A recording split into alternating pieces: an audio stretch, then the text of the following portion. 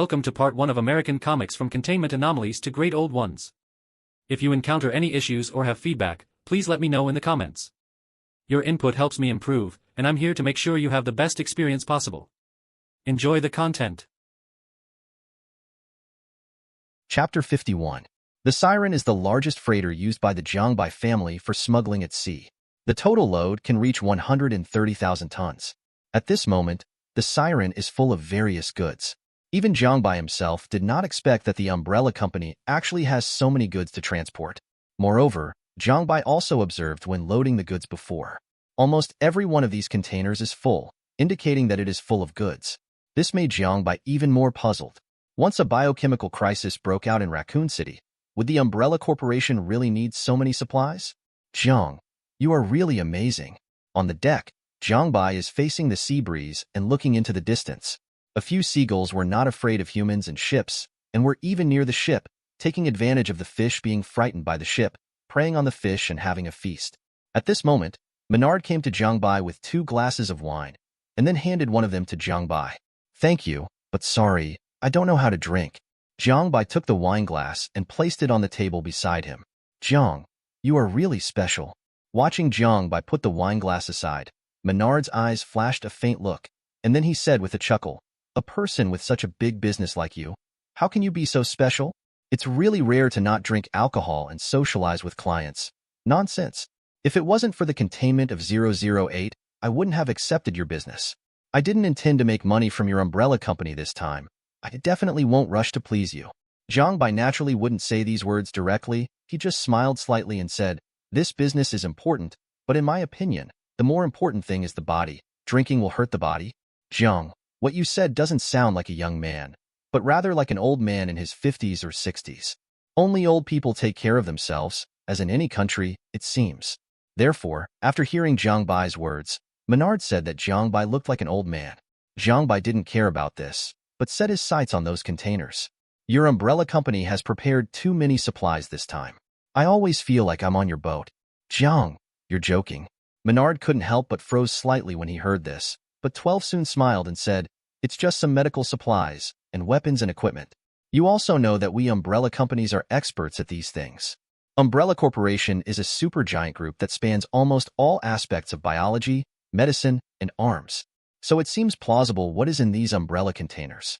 Jiang Bai didn't seem to be able to get any information out of Menard's mouth, so he didn't continue to pursue these matters. "That's true. We will probably arrive in Raccoon City in the morning the day after tomorrow, and during this time, we can only feel wronged by Menard. Mr. Nader is suffering a bit on board. No problem. After the raccoon market, the money will be transferred to your account immediately." Menard also immediately made a promise, and then the two chatted on the deck. At night, Jiang Bai had just returned to his room when he saw King Ada sitting on his bed. "What do you mean?" Jiang Bai looked at Ada Wong with a chuckle on his face. "A big beauty in the middle of the night came to sit on your bed. What do you want to do?" It should have been obvious. I don't mind developing a wonderful experience with the young master, but before that, shouldn't the umbrella company be settled first? Ada Wong's winking eyes are like silk, and her breath is like blue.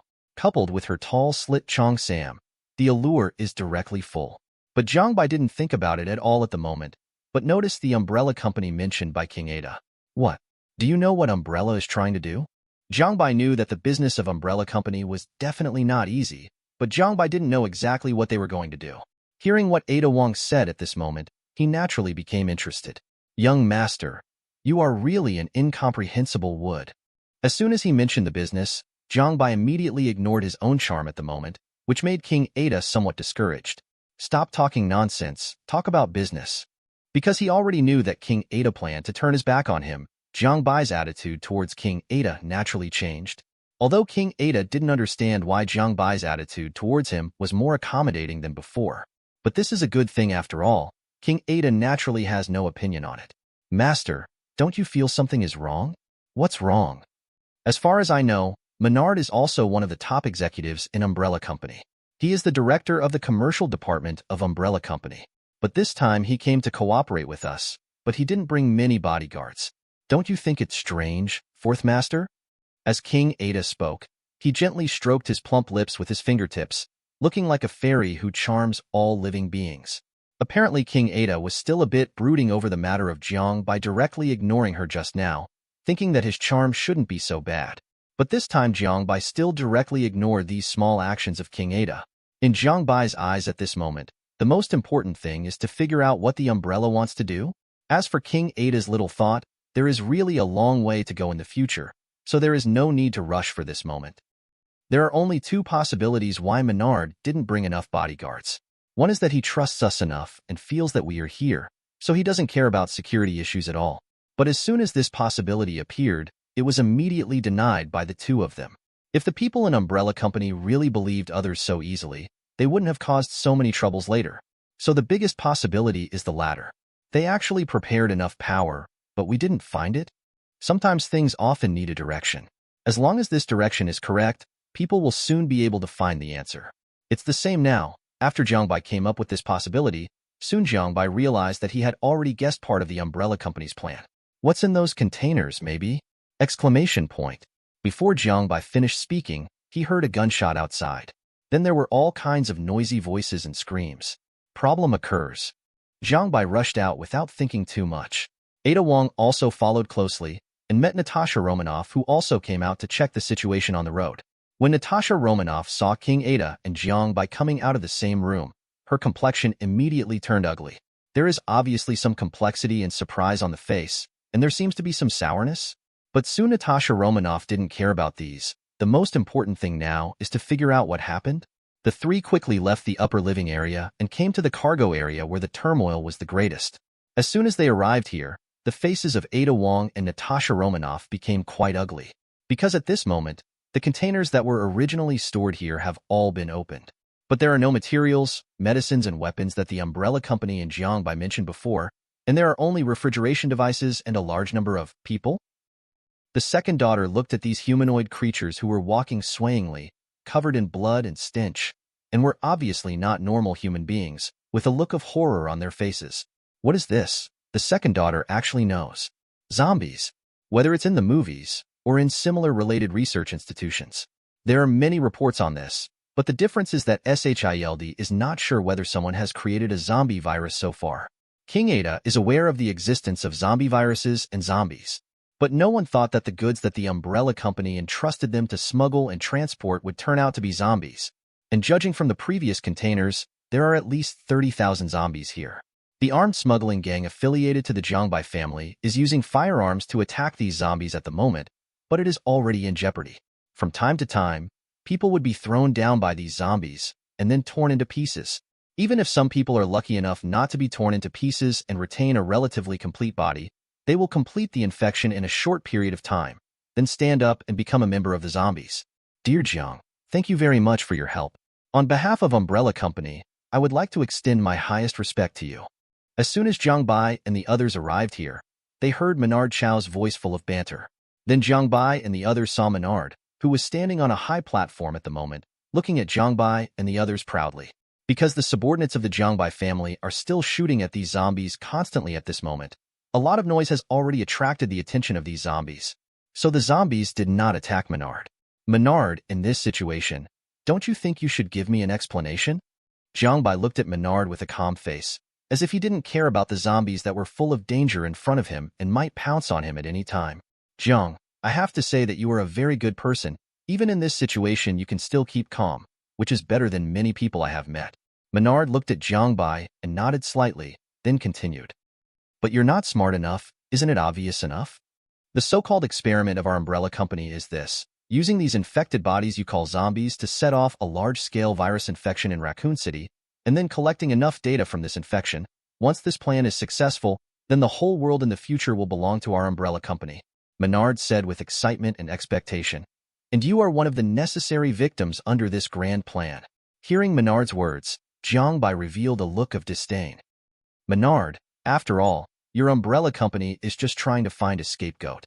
Once Raccoon City is really caught in a large-scale zombie virus infection, SHIELD and other countries will hold your Umbrella Company accountable. A company is a business giant, and it will be destroyed under the attack of various forces. So in order to avoid this kind of thing from happening, you decided to let my family transport this batch of containers full of zombies to Raccoon City and release these zombies to kill us on the way, and then after the ship arrives in Raccoon City, These zombies then you will attack the people in Raccoon City and infect the entire Raccoon City with the zombie virus, so that your experiment plan is achieved. And the crime is also on my family, because the ship belongs to our family, right? Crack. After hearing Jiang Bai's words, Menard immediately turned into Jiang Bai and applauded. Sure enough, he is indeed a person who can be recognized by me. He is indeed very smart. You are right, this is indeed our umbrella company's plan. You can guess our plan based on these cobweb traces. You are really outstanding. If it is not because you have to die, I want you are invited to join our company. Menard was condescending, looking at Jiang Bai with the face of a superior. 770. Although he said that he recognized Jiang Bai and praised Jiang Bai, but in the final analysis, he still underestimated Jiang Bai. Perhaps in his opinion, the current Jiang Bai has no chance of a comeback. Even if Jiang Bai had some private armed forces, it was only about 100 people. But there are more than 40,000 zombies on his side. Jiang Bai and the others are doomed in Menard's view. Master, these monsters can't be killed at all. The remaining brothers and I will cover you and go to the lower floor, where there is an escape boat. At this time, the few remaining private soldiers also came to Jiang Bai's side to protect Jiang Bai in the middle. The leader is a strong man named Kriko. It is said that he has served Jiang Bai's family for more than 30 years and is the instructor and commander of the Jiang Bai family's private army. He can be regarded as an old man who has watched Jiang Bai grow up. Now the leader has gone to see God. Young master, you are the only hope of the Jiang family. The leader is kind to me. Even if I try my best, I will protect you and leave safely, young master. As Kriko spoke, he wanted to reach out and pull Jiang Bai up to break through. But Jiang Bai avoided Kriko's hand directly. Master, you? Kriko looked at Jiang Bai in confusion. He didn't understand why Jiang Bai refused his proposal. Now this situation is really hopeless. It is not known whether so many monsters can safely escort Jiang Bai out of the encirclement, but Jiang Bai refuses to leave. Is there anything else he can do? Under Kriko's suspicious eyes, Jiang Bai looked at Menard with a playful face, and then walked towards Menard step by step, towards the zombies. Menard, do you know why I took your business? What? Not only did Menard not run away, but a trace of doubt and incomprehension flashed in the white eyes of him and the morning army walking towards him. Master, be careful. At this moment, a zombie suddenly charged at Jiang Bai, and everyone was startled by this scene. They have seen it before. As long as they are bitten by this monster, they will become one of these monsters. So they all thought that the next moment, Jiang Bai would be bitten by this monster, and then assimilated into a monster.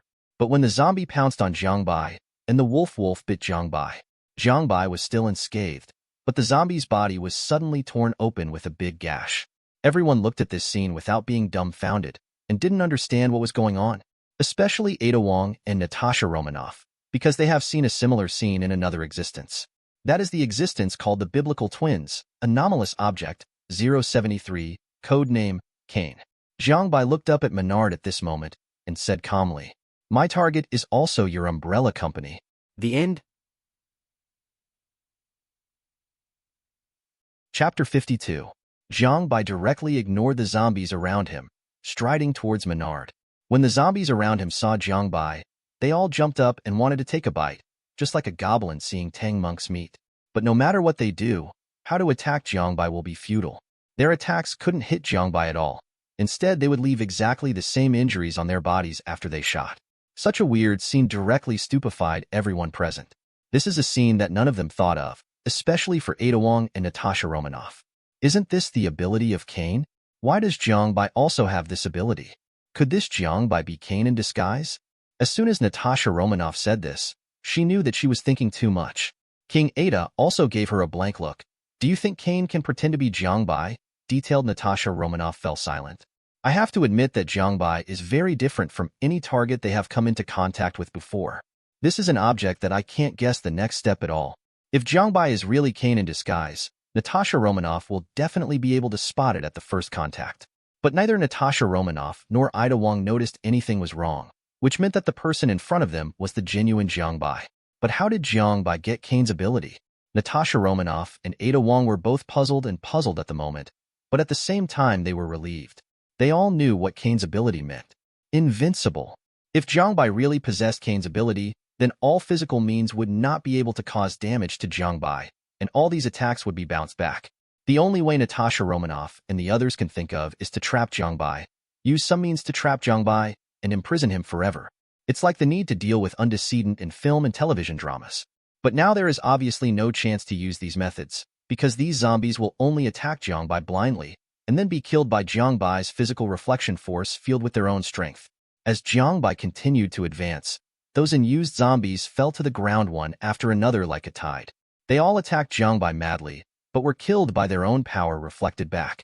And each of these zombies died miserably, as if they were torn into pieces by countless wild dogs, and the parts of the corpses were scattered all over the ground.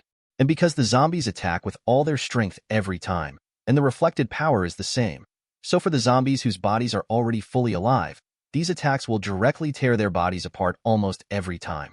This also caused that no matter where Jiang Bai went, the arms and heads of those zombies would fly there. If these zombies are a dark sea, then Jiang Bai is a giant ship that rides the wind in waves. Jiang Bai quickly walked a path from the zombie army and came to the bottom of Menard. At this moment, several bodyguards who were in charge of protecting Menard were already dumbfounded, and even Jiang Bai had already walked in front of them, so they didn't even react. At the moment, they were completely terrified by what they saw. The corpses of zombies were everywhere, and the rotting blood carried an embarrassing stench in the air. These zombies may not be a big deal individually, and any one of them can easily deal with them. But now it is not as simple as one or two zombies, but tens of thousands of zombies. These zombies rushed towards Jiang Bai together, but they didn't cause any damage to Jiang Bai. Even Jiang Bai didn't fight back, but these zombies were all dead. Although there are many magical existences in this world, there are also many mysterious things, many existences beyond the imagination of ordinary people. But none of them expected the scene in front of them. A large number of zombies died, and the bloody scene was like a flesh and blood mill, grim and bloody, and full of incomprehensible horror. What are you doing? Kill him quickly. It wasn't until Jiang Bai was close enough that Menard suddenly let out a roar. These bodyguards came to their senses under Menard's roar, and then they realized that Jiang Bai was almost in front of them. Immediately, these bodyguards pointed their guns at Jiang Bai and fired. However, at the moment when the gunshot sounded, blood splashed in the air like water splashes. But Jiang Bai's body didn't even have any injuries. Instead, all the bodyguards fell to the ground. Their bodies were covered with bullet holes, and they were completely beaten into a sieve. But Jiang Bai's body was not injured at all.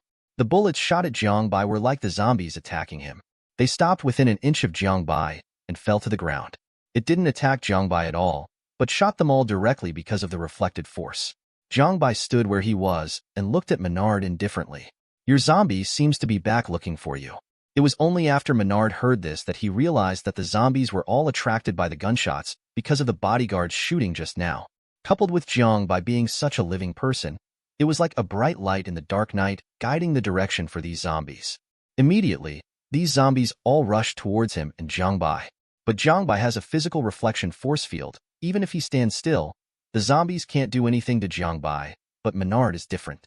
He is just an ordinary person. Before he planned to wait for the zombies to deal with Jiang Bai and the others, and then let the plane of the Umbrella Company come to pick him up.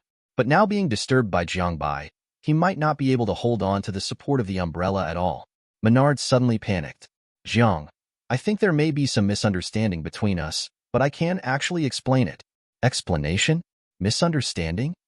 Jiang Bai looked at Menard like he was looking at an idiot. Menard, do you think you are an idiot? Or do you think I am an idiot? Will you believe what you say? Jiang Bai stood on the spot and looked at Menard with a strange, playful face, just like Menard looked at Jiang Bai before. Woo, Menard swallowed hard. He knew that he had completely offended Jiang Bai, but even so, Menard still wanted to try again for his own life. Jiang Bai, I am making it up to you. I have money. I have a lot of money. I believe that. Jiang Bai nodded. Umbrella Corporation is a global supergiant, and Menard is one of the top executives. It can be said that his wealth alone is not under that of Jiang Bai's entire family.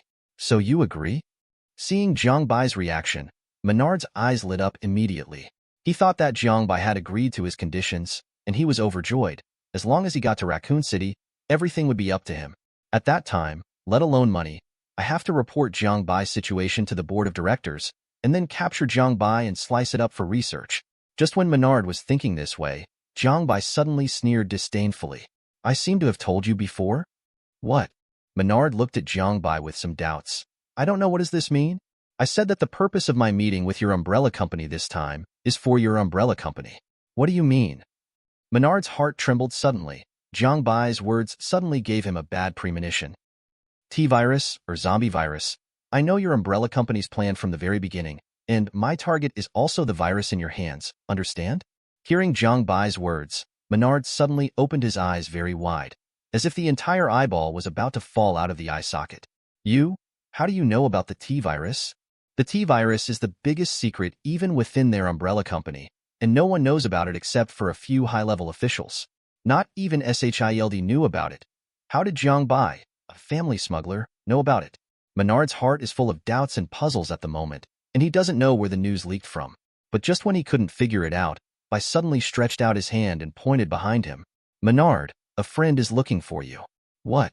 Menard heard Jiang Bai's words, and indeed felt movement behind him. When even turning his head to look behind him, he saw zombies climbed up the high platform at some point and were rushing towards him. Shit. Menard wanted to draw his gun and shoot, but it was too late. This zombie has already rushed in front of Menard, and rushed Menard into its arms like a couple in love, then opened its mouth full of rotten corpse water and bit Menard fiercely neck. Ah! The severe pain and fear swallowed up all of Menard's rationality in an instant, and the screams full of fear and misery also attracted more zombies.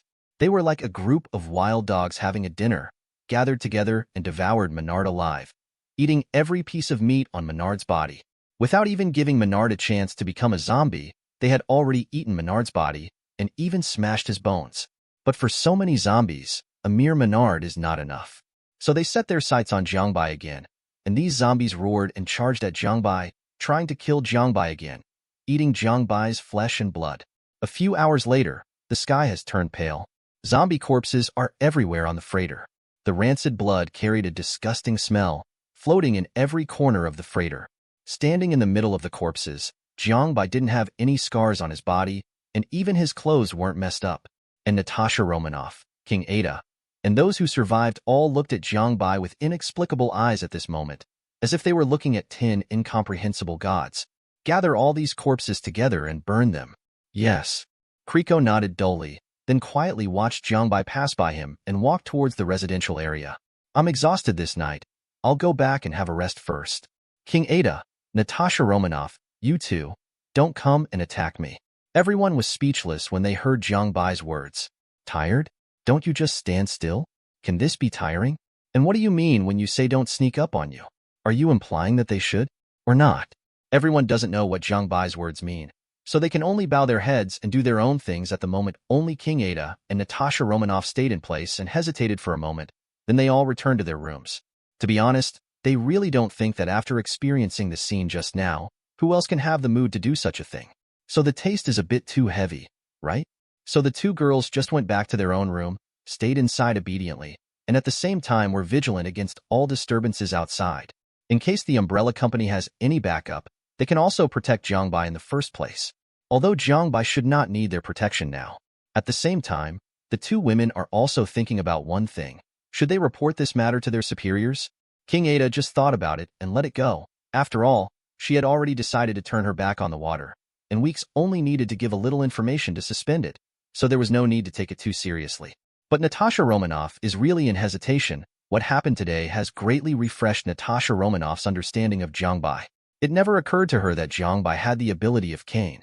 And since Jiang Bai has the ability of Cain, what about the other abnormal objects contained by Jiang Bai? Does Jiang Bai also have their abilities? As long as she thinks that Jiang Bai may still have Abel's terrifying fighting power, Natasha Romanoff shudders. Cain's ability has almost made Jiang Bai invincible. If there is Abel's terrifying fighting power, is there any existence in this world who can defeat him? Just thinking about it makes Natasha Romanoff feel a pang of fear in his heart, especially when he thought that he might have been exposed to Qian Zhao, Jiang Bai. When Jiang Bai went back to rest just now, he told us not to attack him at night. Did he mean that I should not act rashly? Thinking of this, Natasha Romanoff immediately felt that all this made sense. At the moment, there was a panic in my heart, and naturally I didn't have the guts to pass information to S.H.I.E.L.D. Although the corpses of the zombies Jiang Bai are going to gather together, they will be burned to avoid secondary infection. More than 40,000 zombies, their blood has already flowed into the sea along the Siren. Undersea Kingdom, Atlantis, Aquaman. We have cleaned up all those crazy people and infected people and found the source of infection. Aquaman Namo is an existence that is both good and evil for human beings. He is the remaining hybrid of humans and ocean princesses, and the first superhero and mutant in Marvel Comics. He once fought side by side with Captain America and also tried to set off a tsunami to destroy the entire New York. But in fact, his goal has always been only, and that is to protect his own people. Not long ago, some of his clan members were suddenly infected with a terrifying madness and began to attack their own clansmen, and the clansmen attacked by them would also be infected with the same madness. In order to protect his own clansmen, Namor could only order the killing of these former clansmen and trace the source of infection. Where is the cabinet? As soon as Namor heard that he had found the source of infection, a killing intent flashed in his eyes. Having dealt with humans before, he knew that this kind of weird virus must have been created by humans. Are those humans trying to take a shot at Atlantis again? It's a human ship, now heading for Raccoon City. Raccoon City? Namor's eyes flashed a trace of doubt. Magneto invited me to that place before, but I rejected it, and now it seems that I have to go there as Namor spoke. He got up and walked outside. The end? Chapter 53. Are 049 and 682 coming to Raccoon City? The port of Raccoon City. A large cargo ship was slowly mooring at the port, with 3 large characters written on it, the Siren. The moment they saw the freighter, all the staff at the port stopped their work, and then came to the vicinity of the Siren without a sound. Each of them had serious, nervous expressions on their faces. Because almost the entire Raccoon City was developed by relying on the Umbrella Company, and more than half of the residents in the entire city are employees of the Umbrella Company. So those who work on the port are also employees of the Umbrella Company. Among them was a man who looked like a foreman, and he let out a long breath after seeing the plug number. It's finally here. Yesterday it suddenly said that once the Siren docks, everyone must be present. I'm still wondering when it will arrive. I don't know what's in it, it's so important. The foreman was muttering, and suddenly the siren on the Siren sounded suddenly. Several workers immediately pushed the stairs to disembark, and everyone was waiting for the people on the Siren to disembark. And the headquarters of the Umbrella Company had already set their sights on this place when the Siren entered the port. All the monitors faced the Siren in all directions without dead ends. Something's wrong.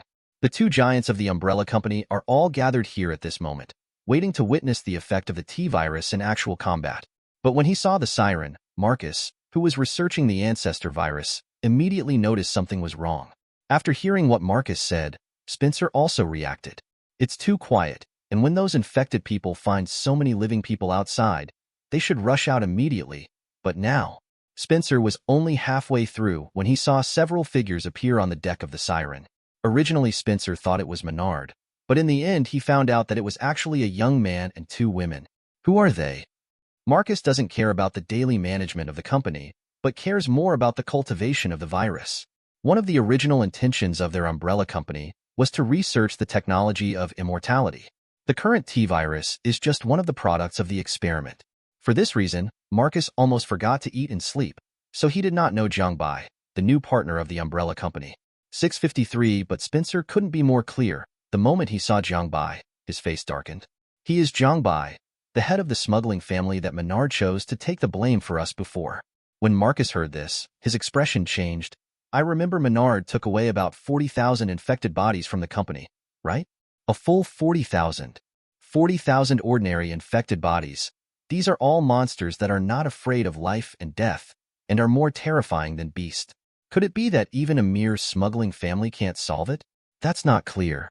Spencer shook his head slowly, but there seemed to be some very interesting rumors about the new head of this family. That is, this young man. An interesting rumor? When Marcus heard Spencer's words, a trace of curiosity flashed in his eyes. Have you ever heard of an organization called the Anomaly Foundation? Spencer closed his eyes and thought for a moment, then said to Marcus, The Abnormal Object Foundation? After thinking for a while, Marcus shook his head. I've never heard of it. Is there anything special about this organization? Do you know what happened in New York a while ago? You mean the Hell's Kitchen in New York, which was almost destroyed by a mysterious figure, and finally managed to suppress it with heavy firepower? Although Marcus didn't care about things that had nothing to do with research, the incident in New York was too much trouble, so Marcus knew to notice it. That's right. Spencer nodded, and then continued. There is a saying about that incident. In fact, it was not SHIELD and Jean Bin who solved the chaos, but a mysterious organization. When Marcus heard this, he probably knew what Spencer was going to say. You mean that this mysterious organization is the Abnormality Foundation, and the Abnormality Foundation is also related to this young man? That's right. Spencer nodded, then looked at Jiang Bai in the surveillance screen and said, the reason why I agreed to let this Jiang Bai intervene in our plan is also for this mysterious foundation. There are rumors that the chairman of the foundation is this young man. Marcus understood what Spencer meant when he heard this, but, BCDB, immediately Marcus had new questions. So what is the use of this abnormal object foundation for our research? What I am most concerned about now is how to overcome the defects of the T-virus, as well as the control of the ancestor virus and the realization of immortality. When Marcus mentioned these three goals, his face couldn't help showing a look of madness. At this moment, he is really like the rumored mad scientist, with a kind of neurotic madness. And Spencer looked at Marcus like this, but he didn't care at all. He has seen similar situations countless times. Since the discovery of the progenitor virus, and with the deepening of Marcus's research, he has become accustomed to similar things. I suspect that the mysterious organization lurking in Raccoon City is this foundation, and if Jiang Bai is really their president, then with Jiang Bai's arrival, they will definitely reveal their flaws. It wasn't until Spencer's words came out that Marcus really got serious, and an interested look appeared on his face. That mysterious organization? I remember that they seem to call the progenitor virus 008, and they seem to have some information about the progenitor virus that we have never grasped. The more Marcus spoke, the more excited he became. His face was flushed red with excitement and more nervous fanaticism. If I can get the information in their hands, then my research will definitely make a breakthrough, and perhaps the conquest of the ancestor virus is close at hand. Okay, since you can understand my plan, that's good. Even Spencer couldn't bear Marcus's fanaticism and excitement at the moment. He always felt that Marcus had started to go crazy because of his research. Maybe if it wasn't because Weskier stole the T-virus sample and escaped, Marcus had no choice but to choose to cooperate with himself. Maybe he has killed Marcus now? Thinking of these things that have become unrealistic, Spencer suddenly felt that he was a little crazy, and Deng even shook his head, then said to Marcus, since the plan to blame Jiang Bai and others has failed, let's prepare for direct infection. Marcus didn't seem to care about it, but with a feeling of impatience. Obviously, Raccoon City and the leak of the T-virus are not important to him at all. Marcus, I hope you can understand, once we fail this time, what pressure the umbrella company will face. Don't tell me these things. These pedantic things will only take up my limited brain space. I just want to know whether there can be special individuals among these people. Maybe we can get what we want from these individuals. After Marcus finished speaking, he turned and left directly. And while walking, he was still muttering. Second experiment, 30 people, direct injection experiment of T-virus. Third experiment, 50 people, direct transmission of infected people and experiment of anatomy of infected people. Every experiment is a live human being used as a live experiment, but these people in Marcus's mouth are as insignificant as a mouse. After listening to Marcus's chanting, Spencer didn't respond in any way, but instead focused on Jiang Bai. The hope of eternal life? I hope you really have something to do with that mysterious organization. After the siren birthed, Jiang Bai barely stopped at the port, and then met the staff from the Raccoon City branch who came to meet them. Only this time was different from the one in New York. That time in New York, Jiang Bai and the others went directly to the branch and then went in. It can almost be said that they are not afraid of any surveillance and prying at all. This is all due to the fact that Blue Ocean Company is considered a big company in New York. Even if SHILD had doubts about Blue Ocean Company, they dared to search rashly, but the branch in Raccoon City seemed to be a little different. There have been at least a dozen transfers and disguises along the way. The last branch of Raccoon City. Moreover, the Raccoon City branch is not covered by any buildings on the bright side. It is completely an underground facility. It is the kind of underground secret base that is most in line with conventional cognition. The entrance is still in the sewer next to a shopping mall, which can be said to be quite hidden. Jiang Bai and others took the elevator for at least 3 minutes before reaching the inside of the base. The president is really ashamed, because the umbrella company has been following our branch very closely during this period, and some abnormal objects have also appeared near Raccoon City recently, so our actions have been greatly affected. Let the president be so troublesome. As soon as Jiang Bai arrived at the base, he saw a beautiful intellectual man wearing a white coat, blue hair, and silver-rimmed eyes, who was filled with a cold atmosphere that no stranger should enter, apologizing to Jiang Bai with shame on his face. Dr. Iceberg, you have been able to establish a base in Raccoon City, which has been completely controlled by the Umbrella Corporation and persist for such a long time. I am quite satisfied with your work. Facing Dr. Iceberg's apology, Jiang Bai just smiled lightly and then affirmed his achievements. After receiving Jiang Bai's affirmation, Dr. Iceberg's eyes lit up, and he became more energetic immediately. It is my greatest honor to be recognized by the president, and I will definitely work harder. Although Dr. Iceberg was exchanged by Jiang Bai, the system will also give him a close memory and experience based on his experience in the original Foundation. So for Dr. Iceberg, his experience at the Foundation can only be described as horrible. Dr. Gears, who couldn't catch up no matter how hard he tried, and his boss who squeezed him crazily, it can be said that he has never been recognized once. No matter what achievements he makes, they will only be suppressed by Dr. Gears with more excellent results. So when he heard Jiang Bai's recognition of him, Dr. Iceberg instantly cleared the haze in his heart and became full of energy. This sudden change even made Jiang Bai a little dumbfounded. This kid must be too easy to coax, right? If you go out in the future, will you really not be abducted? Is it too exaggerated to be happy like this with just a little affirmation? Although Jiang Bai thought so in his heart, he didn't say anything. Dr. Iceberg, let's go in first. Standing at the elevator door all the time is too disturbing to everyone, isn't it? That's right. I didn't think carefully, President. Please follow me. As soon as Dr. Iceberg heard this, he immediately led the way for Jiang Bai and led everyone around the base. Compared with the base in New York, this underground base in Raccoon City is much smaller and does not have so many equipments. But this is not to say that the Raccoon City branch is not as good as the New York branch. On the contrary, it is because Dr. Iceberg, an A-level talent, is in charge, and many of the equipment in the Raccoon City branch are quite advanced, even compared to the Stark Group. Especially in terms of weapon manufacturing and research and development, Jiang Bai has seen many achievements ahead of the current technology, which is enough to illustrate the excellence of Dr. Iceberg. Dr. Iceberg, you are indeed an outstanding talent. After walking around for a while and getting a general idea of the Raccoon City branch, Jiang Bai once again affirmed Dr. Iceberg. After hearing Jiang Bai's affirmation, Dr. Iceberg also showed a more excited expression on his face. When I was under Dr. Gears, I just felt like a waste, and I was inferior to Dr. Gears in everything I did. If the president hadn't transferred me to Raccoon City, maybe I would have lived under his shadow for the rest of my life. When Dr. Iceberg said this, his face showed his deep gratitude to Jiang Bai. But Jiang Bai frowned after hearing these words. Dr. Iceberg, do you still remember Dr. Gears? I won't forget him even if I die.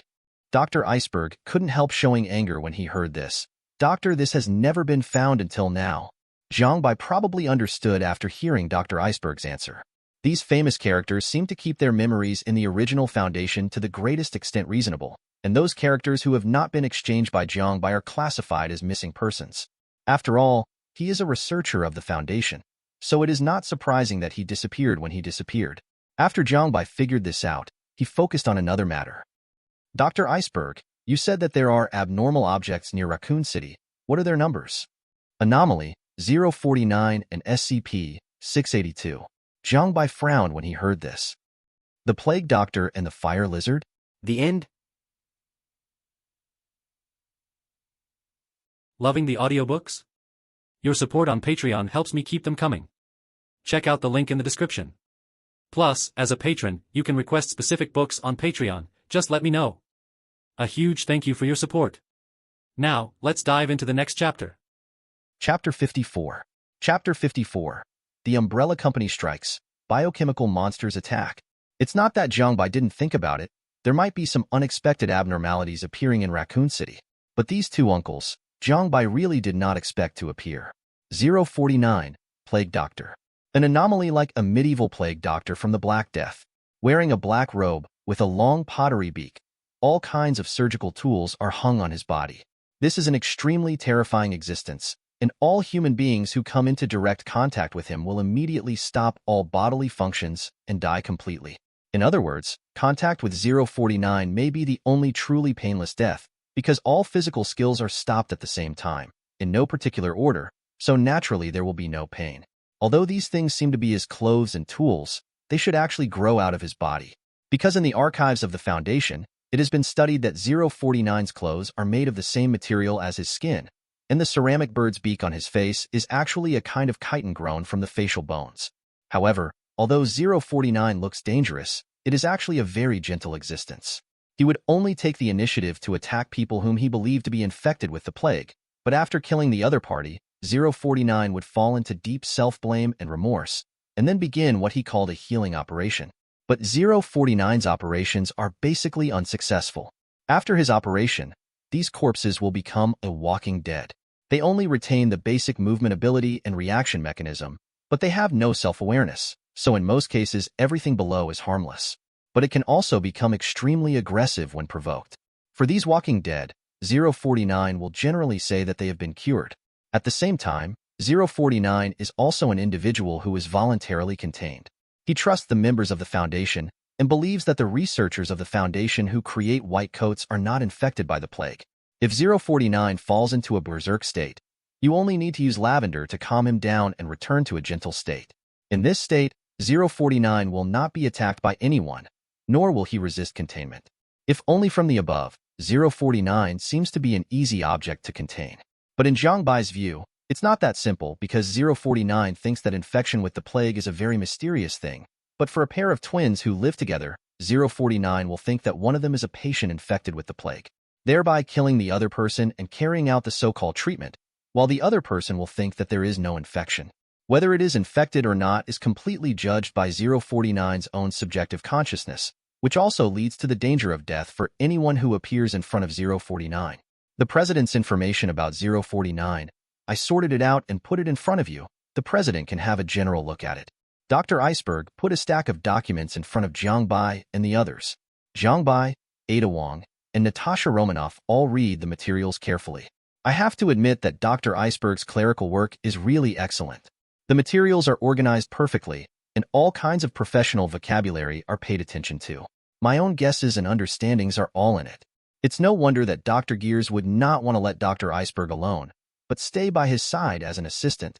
Why do I always feel that those things after 049's resurrection are a bit like zombies? King Ada is not generally familiar with zombies.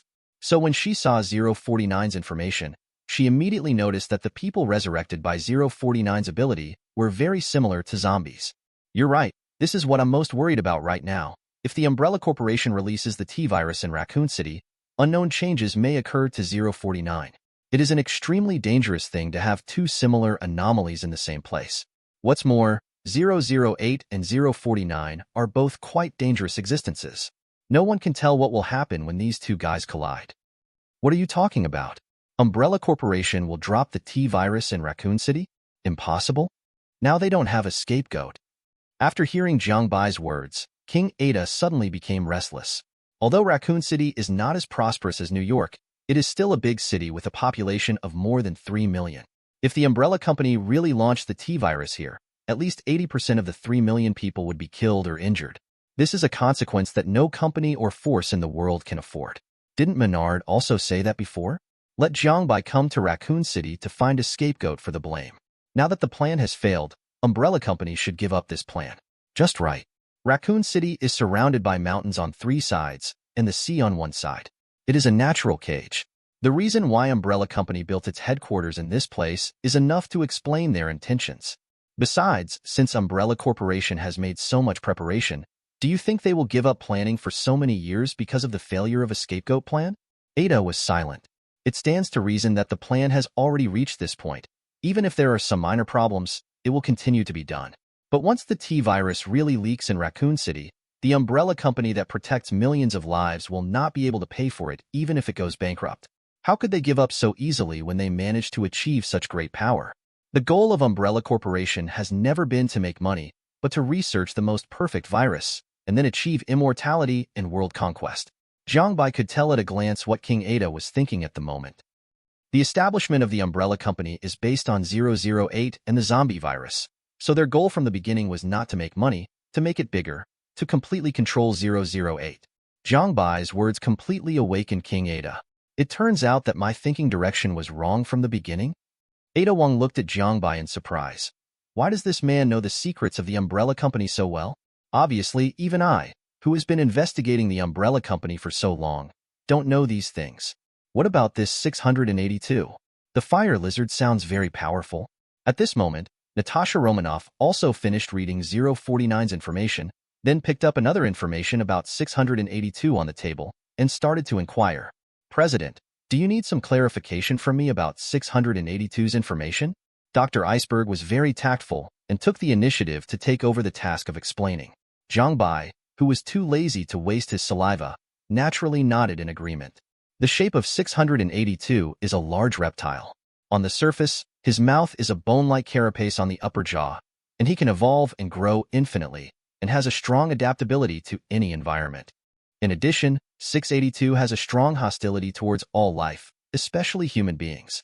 Once it is discovered that human beings are basically immortal and his regeneration ability is extremely strong, it is speculated that there should be no way to kill him at present. Origin. In the Foundation's archives, 682 has always been in existence that requested to be killed, but it has never been successful, including physical damage, reality distortion, and concept erasure. These methods have been used, but enough to destroy 682 to 80%, and it cannot continue. This is why 682 is called the Fire Lizard, and why Jiang Bai has a headache for 682. This guy is a hot potato, 13 attempts to breach containment and 1 successful breach. The old prison escape fanatic is gone, and it is not an easy task to house him perfectly. I don't know if my subspace containment room can do this. Since Jiang Bai got the subspace containment room, he hasn't used it much. There was an operation of putting the coffin doll in before, but then Jiang Bai took the doll out again, because there is no need for the coffin doll, which is a relatively safe container, to occupy a seat. Later, Jiang Bai never used this thing, and now he doesn't know if he can use the subspace containment room to contain 682.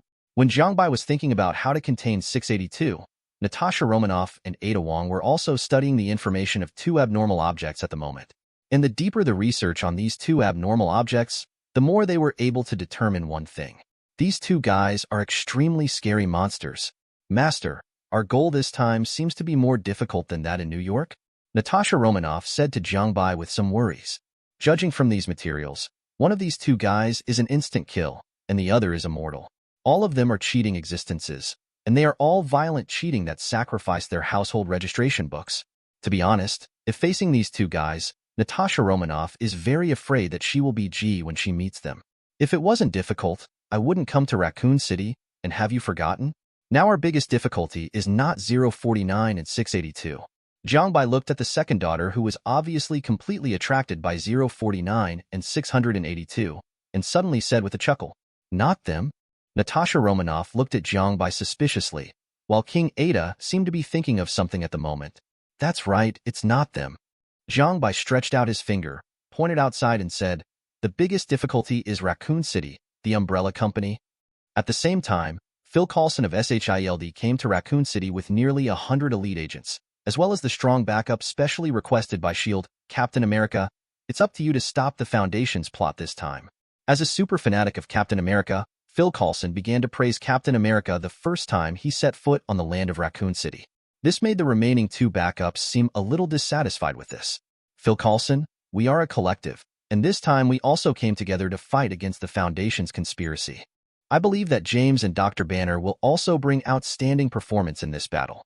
This time, there are a total of 3 backups to help S.H.I.E.L.D. They are Captain America, Dr. Hulk Banner, who was fished out of the sea by SHIELD, and Wolverine James from X-Men. It can be said that SHIELD spent a lot of money in order to regain a victory in Jiang Bai's hands this time. That's for sure. I also believe in the strength of Dr. Banner and Mr. Wolverine. It's just that I look forward to Captain America's performance even more." Facing Captain America's corrections, Phil Coulson strictly abided by the principle of knowing his mistakes, admitting them but not correcting them. Neither Banner nor Wolverine had much to say about that. They can also see that Phil Coulson is a huge Captain America fan, so it's not surprising that this should happen. And at this moment, Banner suddenly sniffed the air vigorously, and then a look of hesitation appeared on his face. "Zero, what's wrong?" As a veteran, Wolverine saw the change in Banner's expression immediately. "This city is very strange," Banner said with some uncertainty. "I smell a very strange smell in the air. It seems to be some kind of virus?" As a scientist, Banner is naturally much more sensitive to these things than ordinary people. After hearing what Banner said, Wolverine immediately became alert. "Phil Coulson, take us to the stronghold. This is not a place for small talk." "Okay, please follow me." Phil Coulson didn't waste any more time when he heard the words, but immediately led everyone to SHIELD's temporary stronghold in Raccoon City. Raccoon City, in the coastal slums. Namor, who was following him, was in a house at the moment, and there were two people in front of him. A muscular giant with knotted muscles and thick red steel plates on his head and body, and a strong man with long hair, fangs, and sharp claws. Juggernaut, Sabretooth, did Magneto send you two here this time? Juggernaut just glanced at Namor and ignored Namor, but Sabretooth started a simple conversation with Namor. Magneto said that if you come this time, then let you command this operation. Our goal is to kill Jiang Bai and find out what kind of organization is behind him, and liberate him from being imprisoned mutant brothers. The Mutant Brotherhood is an organization dedicated to helping, advancing the status of mutants, and destroying humanity. In Magneto's view, Cain and Abel, who were taken in by Jiang Bai before, are undoubtedly mutants. So he judges that Jiang Bai and the Foundation should be an organization that is opposed to mutants. So he wants to destroy this organization and kill Jiang Bai. It doesn't matter. The purpose of my coming here is to find out who created that damn virus, and then put it in my kingdom for you. I can help you out. For Namor, the most important thing is his own kingdom and his own family. As for the matter between mutants and humans, he can help appropriately. That's enough. During Operation Raccoon City, Juggernaut and I will follow your orders. The Foundation, SHIELD, and Mutant Brotherhood are all here, and it seems that this experiment has obtained a lot of valuable data. Umbrella Corporation headquarters, inside Spencer's office. All the actions of SHIELD and Mutant Brotherhood were clearly displayed on the big screen in front of Spencer. Since we've already arrived, let's try the fighting power of the monsters made by the T-Virus first, shall we? The other thing is to find the Foundation's hiding place in Raccoon City. While talking, Spencer pressed a red button beside him, and then clicked on the screen where SHIELD and Mutant Brotherhood were located. The order has been received and the biological weapon is being released. A cold mechanical voice sounded in Spencer's office, and monsters modified by the T-Virus are attacking SHIELD and Mutant Brotherhood. The end? Chapter 55. SHIELD's temporary stronghold in Raccoon City is a luxury hotel. Before coming here, SHIELD has booked this hotel for a month, not receiving any guests, and providing services exclusively for Captain America. Definitely, before moving in, Phil Coulson asked his agents to check it out. I searched this hotel inside and out before staying at ease. But even so, it still didn't escape the surveillance of the Umbrella Company.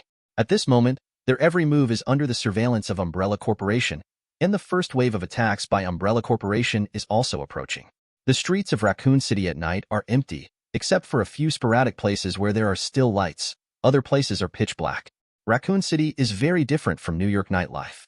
If we say that New York is the feasting of modern society, the city that never sleeps, then Raccoon City follows the rules, and all life has the simplicity of the early 20th century.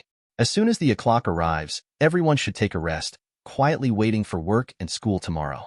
But there are exceptions to this kind of life, such as hotels. In front of the gate of the hotel where SHIELD stayed, two waiters were chatting excitedly. Those guests who checked in today should be from SHIELD? I seem to have seen Captain America. Captain America? I didn't pay attention to this. Hasn't he been missing for many years? By the way, have you seen Wolverine? He is so handsome. Two waiters, one was obviously a Captain America fan and the other a Wolverine fan. Both of them were discussing their idols intensely, and their faces also showed obvious admiration for 043 and excitement, as if two believers had seen their own beliefs. Just when the two were discussing excitedly, suddenly a black shadow flashed across the green plant flower bed in front of them, and the green plant was also driven to shake twice. Who? The two immediately raised their flashlights and looked at the green flower beds, but they didn't see anything. Is there a thief? Seeing nothing, one of the waiters muttered worriedly, "Thief." Another waiter immediately laughed when he heard the words. There is an agent of SHIELD here, and Captain America, the nemesis of evil, let alone a thief. Even a monster wouldn't dare to come here, right? That's right. With Wolverine around, even if monsters come, it's a dead end. When the two waiters thought that SHIELD, which specializes in fighting crime, and their idols were here, they immediately felt relieved, thinking that even if there were real thieves, they would not dare to come here to make trouble. However, what appeared here at this moment was not a thief, nor was it an ordinary monster. It's biohazard. Slap. A lump of viscous, snot-like liquid suddenly fell to the ground, splashing a few splashes. Fack. Both of them were taken aback by the liquid that fell from the sky. Dang Lien cursed angrily, then looked up, intending to see what it was. However, when they looked up, they saw the horror they would never forget. It was a crawling monster with 4 limbs on the ground. It looked a bit like a human being after being skinned. It was covered in blood, and even the brain was exposed, with a big mouth full of thick liquid. One can tell at a glance that the liquid just now came out of his mouth. And there's not just one such monster here, but 2. They hang on the wall like geckos, with a long tongue protruding from their mouths, swaying in the air like a snake. Liquor. The mutated zombies created by the Umbrella Corporation using the T-virus have powerful movement and climbing abilities, are agile, and can use their long tongues to attack their prey. The moment the 2 waiters saw the liquor, they showed a look of horror. Then he opened his mouth and wanted to scream, in order to vent the fear in his heart.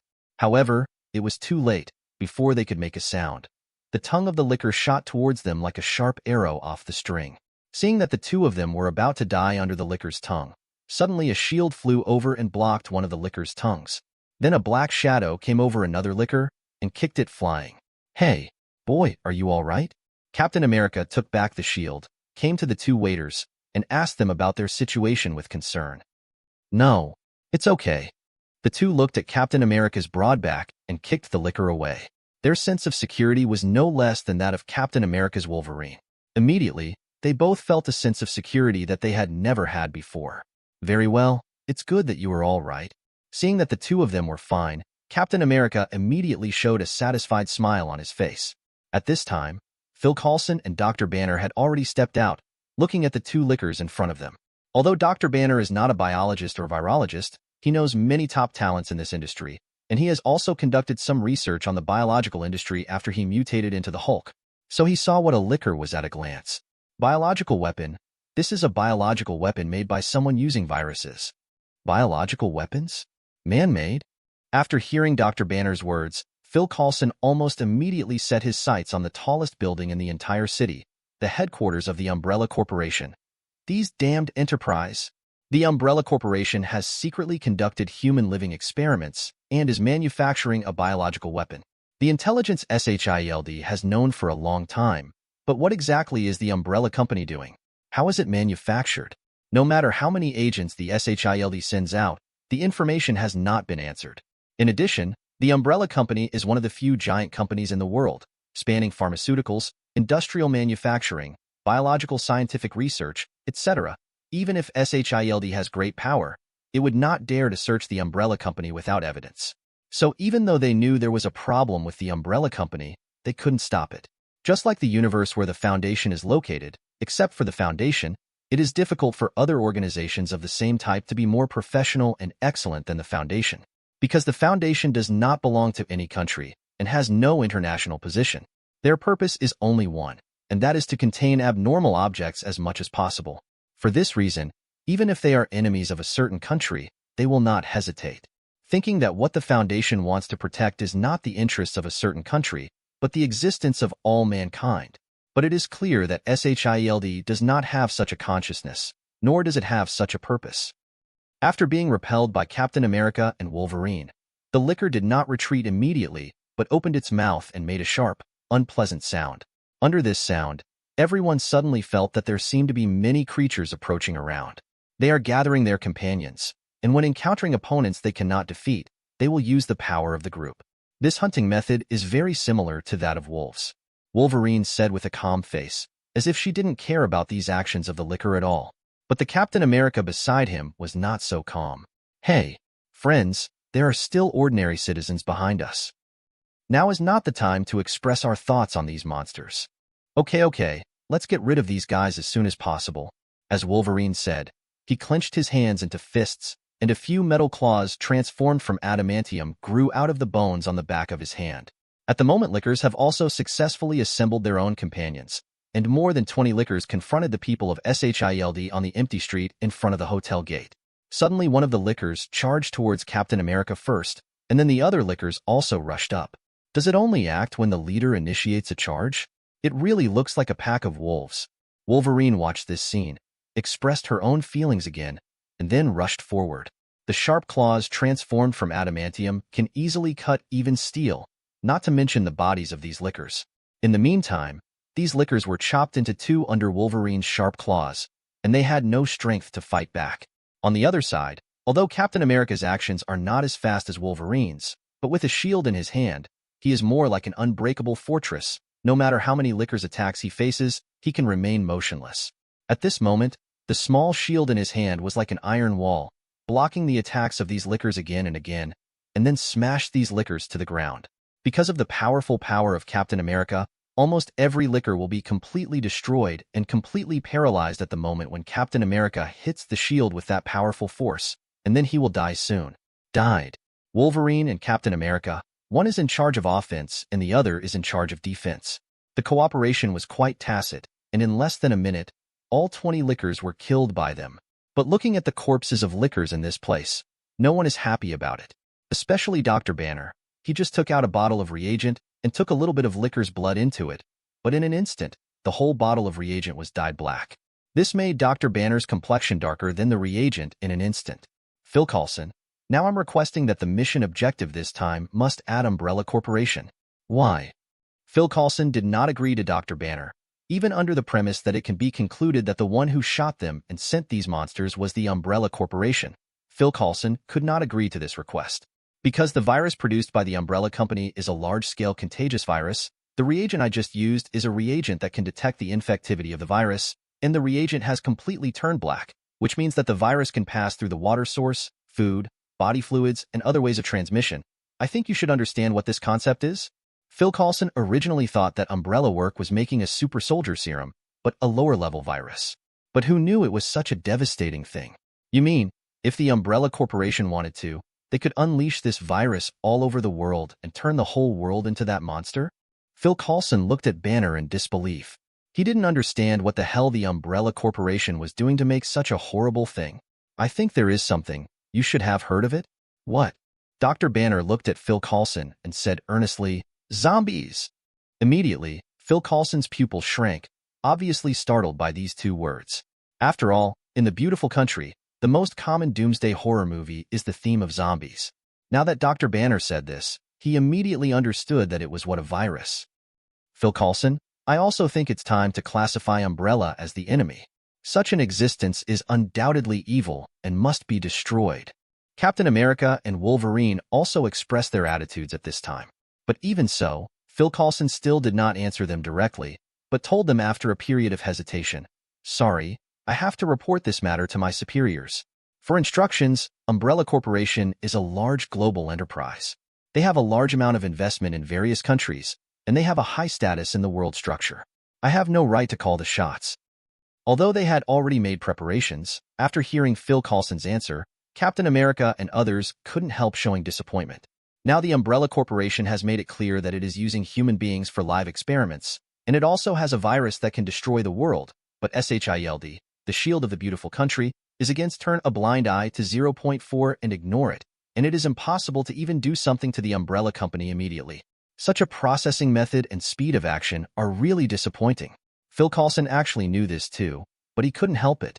Regulations are regulations, he is only an executor, and has no right to raise any objections to this, let alone change it.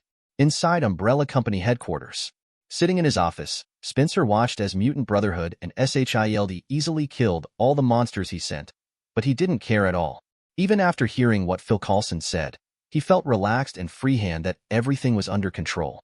It seems that ordinary mutants are indeed no threat to these world-renowned powerhouses, but the experiment is about to start. Facing millions of zombies and a large number of mutants, what are you going to do? Spencer clicked on the screen while talking. 2 more monitoring images appeared on the screen. They are a picture of a huge lizard more than 30 meters long killing a team of tyrants, and a picture of a man wandering around the entrance of the underground experiment of the Umbrella Corporation, dressed like medieval Black Death Plague doctor's man. These 2 guys are neither from Mutant nor from SHIELD. So how did they end up in Raccoon City? Spencer touched his chin and muttered, "Could it be related to that mysterious foundation?" While Spencer was talking, he suddenly found that the giant lizard that tormented the tyrant suddenly looked up and looked at Spencer. Boom! With a bang, Spencer's monitor screen explodes. The end. Chapter 56. Among the mountains on the south side of Raccoon City, a huge, lizard-like reptile, at the moment, was looking in the direction of Raccoon City. There seemed to be a humanized joking and contempt in the eyes of this monster, as if mocking someone. And those who are attacking around this giant lizard are a group of tyrants armed with Gatling machine guns, rockets, and other heavy firepower.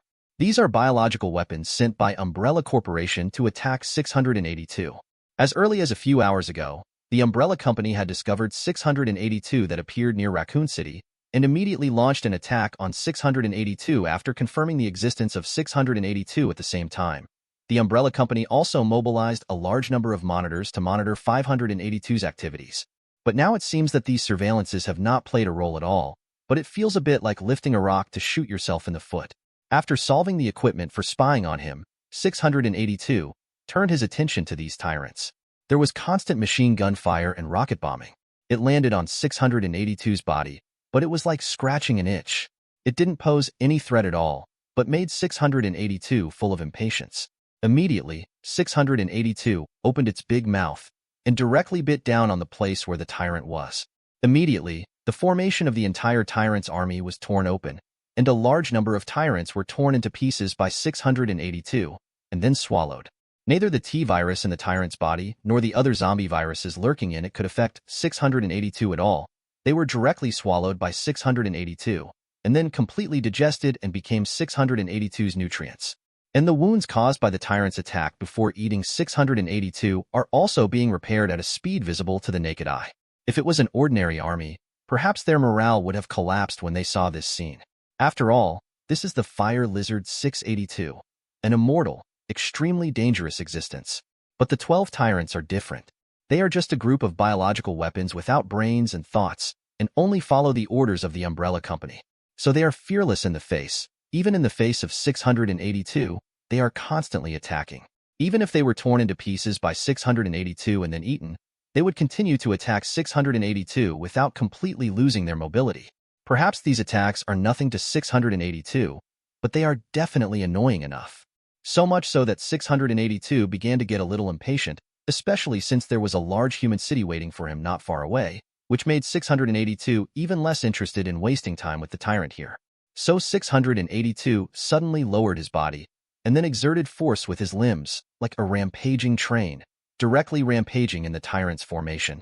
As 682's huge amounts of body rushed through the formation of tyrants, every time many tyrants would be smashed to pieces, their bodies smashed to pieces. Almost in the blink of an eye, 682 has passed the entire tyrant array. It is like a huge steamroller, crushing all the tyrants here into pieces. After solving these tyrants, 682 did not stop there, but instead set its sights on Raccoon City, which had fallen into a deep sleep under the night. 682 is an existence that harbors great malice towards all life forms, especially human beings. Before coming to Raccoon City, it had already hunted many humans and creatures. Relying on these nutrients, 682 has grown into an extremely terrifying existence. But now 682's target is Raccoon City. All life in this city, especially humans, with aversion to life, the greatest malice towards human beings. 682 walked towards Raccoon City with huge amounts of body. On the other hand, at the moment the Umbrella Companies are within the headquarters. Spencer was tearing off the screen fragments from his face and saw that the wounds caused by the fragments began to constantly grow granulation after the fragments were removed and eventually returned to normal, as if they had never been injured. Damn guy, what the hell is that lizard? Why can I see a human look in his eyes? Spencer didn't care about his injuries at all. Anyway, his body was no longer a human body. These injuries may be quite a fatal threat to humans, but to him they are nothing more than trivial problems. Even compared to these injuries, what he cares more about is what kind of existence 682 is. Just by looking at me, I can directly destroy my monitor. Perhaps even the explosion of the monitor is within his expectation. This monster should be a creature with intelligence that surpasses human intelligence. Spencer looked down at his hands as he spoke, dry and wrinkled, fully showing the hands of the old man. That's why he created the Umbrella Company. He wanted to survive, He wants to live forever, wants to be immortal. For this, he can sacrifice everything, including this world. So he used the T-virus, and in order to make progress in the experiment, he decided to destroy the entire Raccoon City. All of this is for the smooth progress of the research and for the possibility of eternal life. There are more and more things that I don't know about gradually appearing in this world. The plan must be done as soon as possible, and my time is running out. All these things that happened in Raccoon City now made Spencer more and more nervous. These are things that he has never seen or heard of before, but they are all real threats to his interests and even destroy his plans. For this reason, Spencer must speed up his plan and must not let these weird existences destroy his plan. A big wave sweeping the whole world is pushing this era forward, and those who can't keep up will be ruthlessly abandoned. As Spencer spoke, he reached out to touch a red button on his desk. When Raccoon City was being built, Spencer had already left a channel for the virus in Raccoon City. As long as this button was pressed, the entire Raccoon City would be enveloped by the T-virus in an instant. At that time, the entire Raccoon City will be turned into a huge amounts of virus laboratory. Originally, Spencer didn't want to come to this step so quickly, but now the appearance of 682 forced him to do so, because he could conclude that the Tyrant's army could not fight against 682. Next, that monster will definitely attack Raccoon City. Instead of letting Raccoon City be destroyed by that monster, it is better to let these people use waste and contribute a negligible amount of power to their eternal life. With that in mind, Spencer hit the button without hesitation. At the same time, Spencer also connected to Marcus's phone. Hello? Spencer, I'm dissecting an experimental individual that has just been infected with the virus. If there is nothing else, I hope you don't bother me. Spencer could hear some children crying over the phone, but Spencer didn't care about it and just said a word to Marcus quietly. The experiment has already started. Hurry up and get someone to drive that monster away from the laboratory gate. After speaking, Spencer hung up the phone directly, then got up and went to the French windows to look into the distance. What a beautiful city. It's a pity that it is ruined like this now. Spencer shook his head slowly, then turned and left. He is going to the underground shelter and continues to direct the next move of the Umbrella Company. In front of the gate of the Umbrella Company's laboratory, 049 is constantly wandering around in front of the gate at the moment, and he seems to be trying to find a way to enter it. I can feel that there are huge amounts of plague inside. Cure. I must cure these plagues. 049 stood in front of the gate, constantly saying some strange words and trying to enter it. But after all, 049 is not the kind of abnormal object with powerful means of physical destruction, so he has no way to break through this door that is stricter than a bank vault. So I can only wander around in place, but I can't find a way to enter it.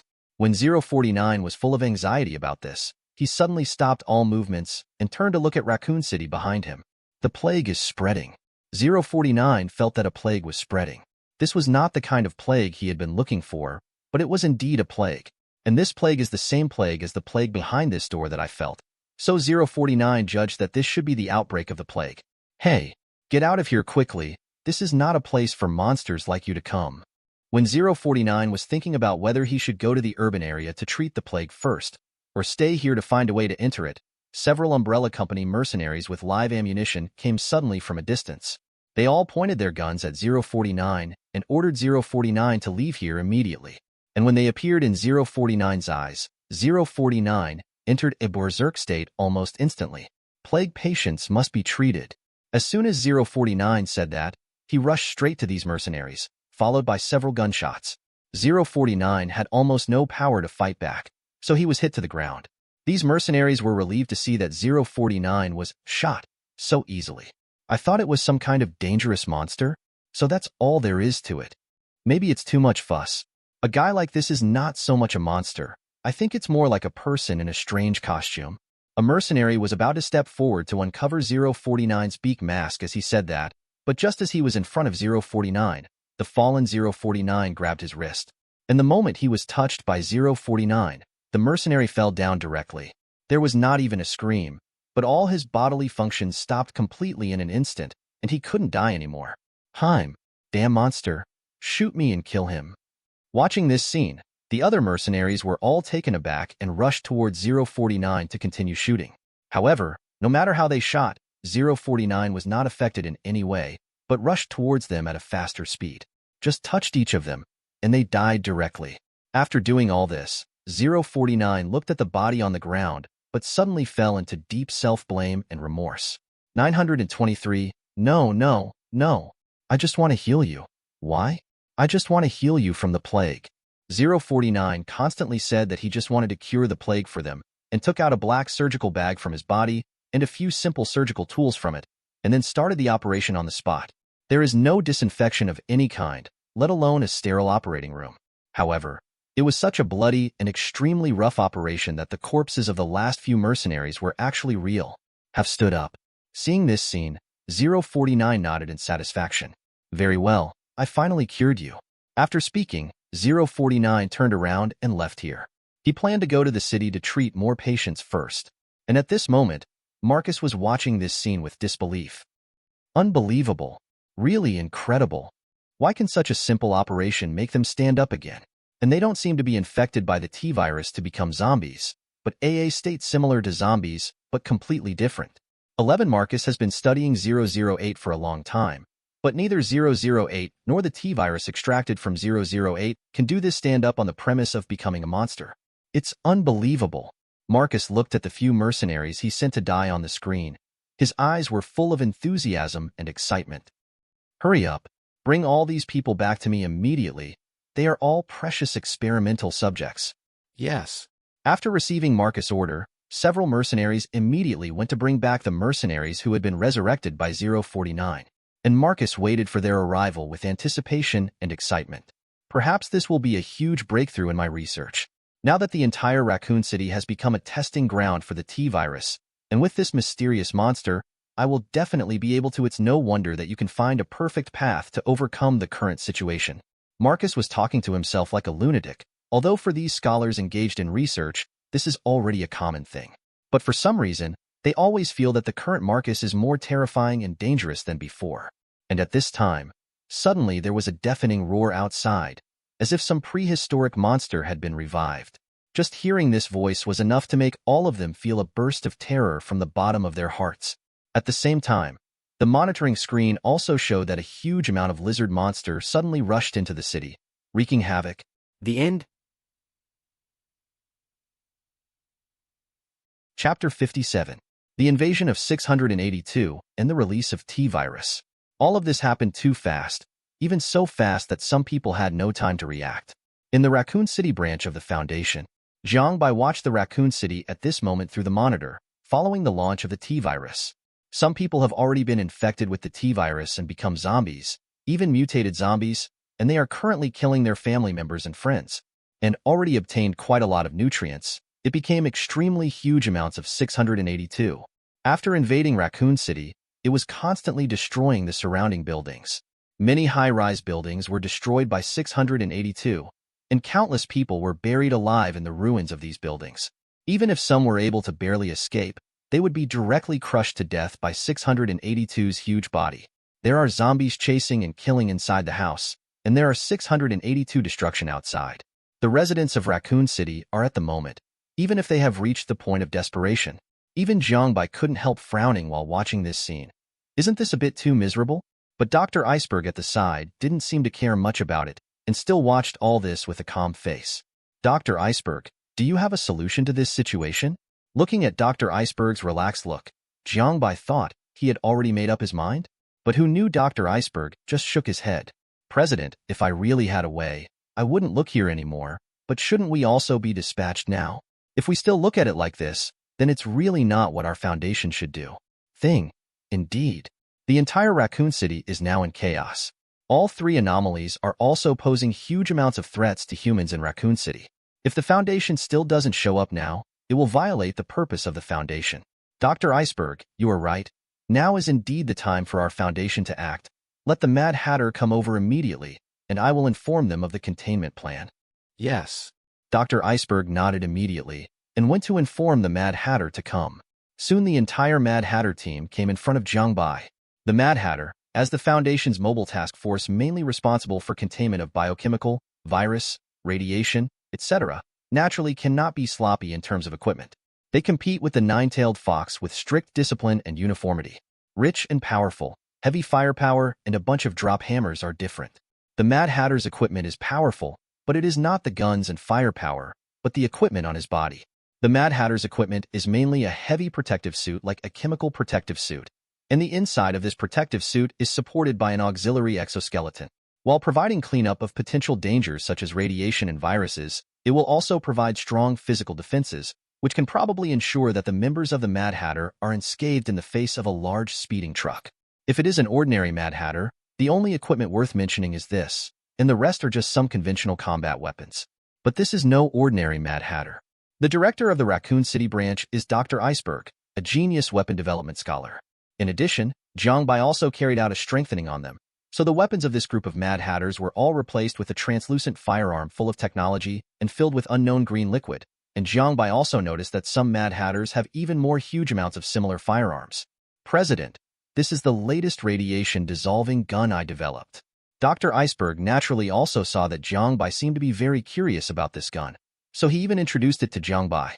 This gun uses the radiation energy inside the gun as a bullet to attack, and the muzzle has added a radiation energy amplification effect, so when they shoot, the radiation energy rays will be emitted from the muzzle, and in an instant melt the enemy and completely kill the activity of the cells, completely destroying the enemy at the cellular level.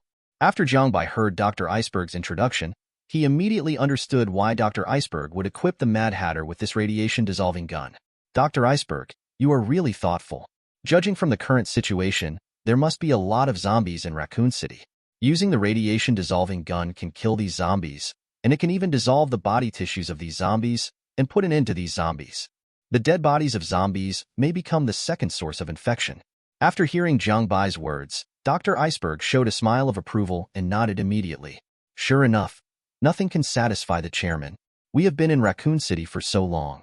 Although our several attempts to contain 008 have failed and ended, we have probably known some plans of Umbrella Corporation, so we have been preparing weapons in this area for a long time, striving to contain the contamination of 008. The Foundation's duty has never been as simple as containing anomalous objects, but to eliminate the various effects caused by anomalous objects after containment. Dr. Iceberg made this radiation-dissolving gun with the purpose of reducing the impact of 008 as much as possible and avoiding a greater impact after the containment of 008 is over. Dr. Iceberg, your decision and approach are definitely worthy of recognition. Should it be said that he really deserves to be the assistant of Dr. Iceberg, one of the 4 Apocalypse Doctors? Dr. Iceberg's decision and approach are definitely the best among the bases owned by Jiang Bai, so Jiang Bai is also one of the most satisfied with this. Thank you for the affirmation given by the President. This is just what I should do as a member of the Foundation. Dr. Iceberg did not feel any excitement because of Jiang Bai's affirmation this time, because in his opinion, this is exactly what he should do, and it is not something that should be praised at all. Perhaps the chairman encouraged himself so much because of the things he had been denied by Dr. Gears? Since this is the case, then I should do my best to repay the President's hard work.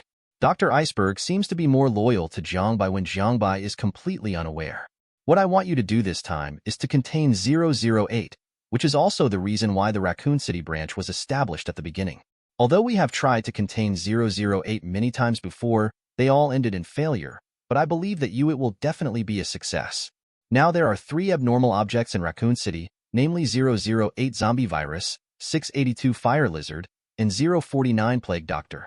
Among the 3, 049 is the least dangerous one, but this does not mean that he is not dangerous. Before contacting 049, you must carry lavender, and take out the lavender immediately after encountering 049. This will effectively reduce 049's desire to attack, and then try to negotiate with 049 and inform 04 of our purpose. There is a high probability of getting assistance from D49. In fact, although Jiang Bai said that the Mad Hatter was going to contain 008 this time, he actually planned to let them contain 049 and 008 at the same time. It's just that 049 is like Kane who can negotiate, but 008 has to break into the Umbrella Company to get it. So it's completely different in terms of difficulty. And it would be much easier if 049 was there to assist when containing 008. President, although 049 and 088 have been handed over to us, but who should contain 682 and the Fire Lizard? After Dr. Iceberg heard about Jiang Bai's arrangement, he immediately questioned it. Both 008 and 049 are easy to say. After lurking and preparing for such a long time, Dr. Iceberg is confident that the Mad Hatter can defeat the Umbrella Corporation's blockade with the help of his own equipment. But what about 682? This is definitely the trickiest one to contain right now. The previous containment plan they formulated for 682 was to trap 682 in an iron box covered with hydrochloric acid, but this was the case when 682 was discovered and contained when it was in its initial stage. The current 682 has grown quite huge, and he can only inflict a lot of physical damage on him, constantly consume 682's nutrients, and reduce 682 size to accommodate 682 according to the original plan. But there is no doubt that it will be an extremely dangerous operation.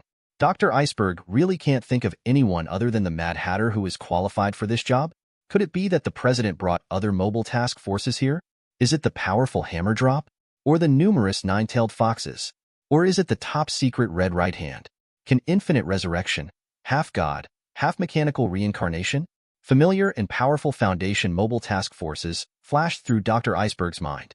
But in the end, he guessed wrong, because Jiang Bai just stretched out his finger lightly and then said, 1682 will be contained by me this time. What? Dr. Iceberg, Ada Wong, and Natasha Romanoff were all taken aback by Jiang Bai's words. What's going on with 682 now? It's like a monster in Takusho, even more powerful than that. As the top leader of the Foundation, Jiang Bai should avoid it under such circumstances to ensure his own safety. How can I personally go to the front line to carry out containment operations? But since Jiang Bai has already decided, he will not change it. That's the decision, and I am the only one who can guarantee the successful containment of 682. Don't forget what is the original intention of our Foundation. Jiang Bai's words immediately made Dr. Iceberg speechless. First of all, I should be a member of the Foundation, an Asgardian who protects humanity from all abnormal things, and secondly, the president of the Foundation. President, I understand. This time Dr. Iceberg didn't say anything more, and the Mad Hatter looked at Jiang Bai with more fanaticism at the moment. Although the people exchanged through the system are 100% loyal to Jiang Bai, they are all people with their own personalities, not just a number. Therefore, after hearing Jiang Bai's charismatic and responsible words, their views on Jiang Bai also changed accordingly. Okay, let's take action now. Yes. The morale and will of the Mad Hatter seemed to have become stronger under Jiang Bai's infection. After the Mad Hatter set off, Jiang Bai took Ida Wong and Natasha Romanoff out of the Raccoon City branch and went outside. This time Jiang Bai didn't even need to take out the compass to specify the position, because he could see the huge body of 682 clearly as soon as he got out. Is it my illusion? Why do I think this lizard has gotten bigger? King Ada looked at 682 with a flash of fear and doubt in his eyes. I believe that when facing such a huge amount of creatures, anyone can't help but feel fear. But it is precisely because of the fear of 682 that King Ada observes 682 more carefully. So King Ada can clearly see that 682 seems to be bigger than when it first appeared, but when he thinks that there are creatures that can grow visible to the naked eye in a short period of time, King Ada regards this as his own illusion. No, you are not mistaken. 682 has indeed become bigger. Jiang Bai just glanced at it, and immediately saw that 682 had indeed grown bigger. This guy can continue to evolve through eating, and now his evolutionary route is to increase in size, so after he devours enough food, his size will naturally increase. What? You mean that he evolved again because of eating? King Ada looked at Jiang Bai in disbelief. Do you really think you can defeat this monster? Although King Ada still vividly remembers Jiang Bai's previous performance, but after all, this is a terrifying monster that can evolve infinitely. Faced with such an existence, can Jiang Bai really defeat it? Ida Wong is really not sure about this. Natasha Romanoff on the side was doing the same at the moment, looking at Jiang Bai worriedly. Let's go. Jiang Bai ignored Ada Wong and the others' doubts, but walked straight towards 682. Countless citizens are desperately trying to escape from 682. They are like a torrent, surging towards Jiang Bai. However, Jiang Bai didn't care about this, and just continued to move towards 682 against the torrent formed by millions of people. At this moment, he is the only one who goes against the current in such a big city. King Ada and Natasha Romanoff glanced at each other. They both wanted to turn around and escape from here. They didn't want to face the 682 who was like a monster crawling out of hell. But when they saw Jiang Bai walking towards 682 without any hesitation, they couldn't turn around and abandon Jiang Bai here alone. That ran counter to everyone, but it was to protect the backs of these people, as if it had been deeply imprinted in their hearts with a branding iron, so that they could not ignore it no matter what. Let's go. Anyway, now we have no turning back. Suddenly King Ada shrugged his shoulders, smiled helplessly, and then quickly caught up with Jiang Bai's footsteps. The two chatted and walked towards 682 like close friends. And Natasha Romanoff looked at the backs of the two. A trace of complicated emotions flashed in his eyes, and then quickly followed. She has already been led by King Ada a lot, but this time she doesn't want to let King Ada lead again. Zombies, undead lizards, Mutant Brotherhood and SHIELD are like a spider web, engulfing the entire Raccoon City. Along the way, Jiang Bai saw many zombies attacking the citizens. He shot everything he could, because it was the Foundation's responsibility to save humanity from all abnormal objects. But at the same time, the Foundation will also make trade-offs. Between the minority and the majority, the Foundation will always choose the majority. It's just that when it can be saved, the Foundation will naturally not give up any innocent person. Soon Jiang Bai and the others came to the vicinity of 682, but now it seems that someone else has already fought with 682. It seems that the people of SHIELD are one step ahead of us. The end. Chapter 58. As soon as Jiang Bai, King Ada, and Natasha Romanoff arrived near 682, they found that people from SHIELD were fighting with 682. Captain America is using his shield as a boomerang, and with each throw it slices off a chunk of 682's body. Although for 682's huge amounts of size, it's nothing more than a mosquito bite. In addition, Wolverine and SHIELD's agents are also attacking 682. This time, all the SHIELD forces that came to Raccoon City have already taken action, but it seems that 682 has had little effect. But at the moment, Jiang Bai's focus is on another matter. Captain America? I remember this guy. Wasn't he thrown back into the sea by me? Why is he here again now? Jiang Bai naturally knew that Captain America had been rescued by SHIELD because of Natasha Romanoff. But Jiang Bai deliberately pretended not to know and looked at Natasha Romanoff. He wanted to see if Natasha Romanoff was going to be honest with herself. Facing Jiang Bai's questioning gaze, Natasha Romanoff was also hesitation. Is she going to confess everything to Jiang Bai in hesitation? Now it is hard to get a little closer to Jiang Bai. If the relationship with Jiang Bai deteriorates because of this incident, it will really be worth the candle. But hesitation repeated, and finally Natasha Romanoff chose to confess. After all, nothing hurts feelings more than a lie. I am an agent of S.H.I.E.L.D. I told SHIELD the location of Captain America. Natasha Romanoff lowered her head, told Jiang Bai her identity in detail, and then quietly waited for Jiang Bai's punishment. But Jiang Bai didn't do anything to Natasha Romanoff, just looked at Natasha Romanoff calmly. Well, I see. I already knew the identities of Natasha Romanoff and King Ada. Moreover, the Foundation does not exclude people from other organizations from joining the Foundation. For example, Dr. Clef, one of the 4 well-known apocalypse doctors of the Foundation, was originally an agent of the Global Occult Coalition, but after retiring, he joined the Foundation. In addition, the Foundation also has a mobile task force called 16 Tons, which is even more composed of members of other organizations captured by the Foundation. Although the Foundation's evaluation of them lacks loyalty at all, their knowledge is priceless. So Jiang Bai really didn't care about Natasha Romanoff's confession. No matter whose agent Natasha Romanoff was in the past, as long as Natasha Romanoff is loyal to herself and has an effect on the Foundation, that's fine. That's it. Both Natasha Romanoff and Ada Wong were shocked by Jiang Bai's bland attitude. Natasha Romanoff's behavior would be executed in any organization. But Jiang Bai just let Natasha Romanoff go, without any punishment? Just nothing else? Like punishment or something. King Ada was still reminding Jiang Bai that he seemed to be looking forward to watching Natasha Romanoff being punished. This also drew a glare from Natasha Romanoff. But Jiang Bai shrugged indifferently. Do you really want me to beat her up? There is no need for it. As long as you put your heart into doing things for me and the Foundation, all the previous things have passed. Jiang Bai's words immediately left a warm current in the hearts of the 2 girls. In fact, it's not that the second daughter doesn't know that Jiang Bai's behavior is nothing more than sticks and candies. But only after seeing the abilities of Jiang Bai and the Foundation, they will feel that this candy is so sweet. Let's see if SHIELD can solve 682 first. Jiang Bai didn't pay too much attention to Natasha Romanoff's thoughts at the moment, but focused on the battle between SHIELD and 682. What is fighting 682 now is the excellent combat power of SHIELD and X-Men in the future. Jiang Bai naturally wants to see the future competitors of the Foundation. What is their strength? Captain America's shield was like a sharp razor, cutting a long gash on 682's body, and a lot of blood spilled out from the wound. However, when Captain America catches his own shield, he looks at 682 and finds that the wound he just caused to 682 has now healed. Is this guy a regenerative healing factor? How did he recover so quickly? It was not the first time that Captain America faced an opponent with such a fast self-healing ability, but 682's self-healing ability really exceeded Captain America's expectations, and 682's body was a bit too big. Such huge amounts of body, and such a strong self-healing ability. The strength of 682 has far exceeded Captain America's expectations. It's useless to complain now, hurry up and solve this guy. Wolverine looked at the wound she had caused to 682, which was also healing rapidly, and her expression was somewhat ugly.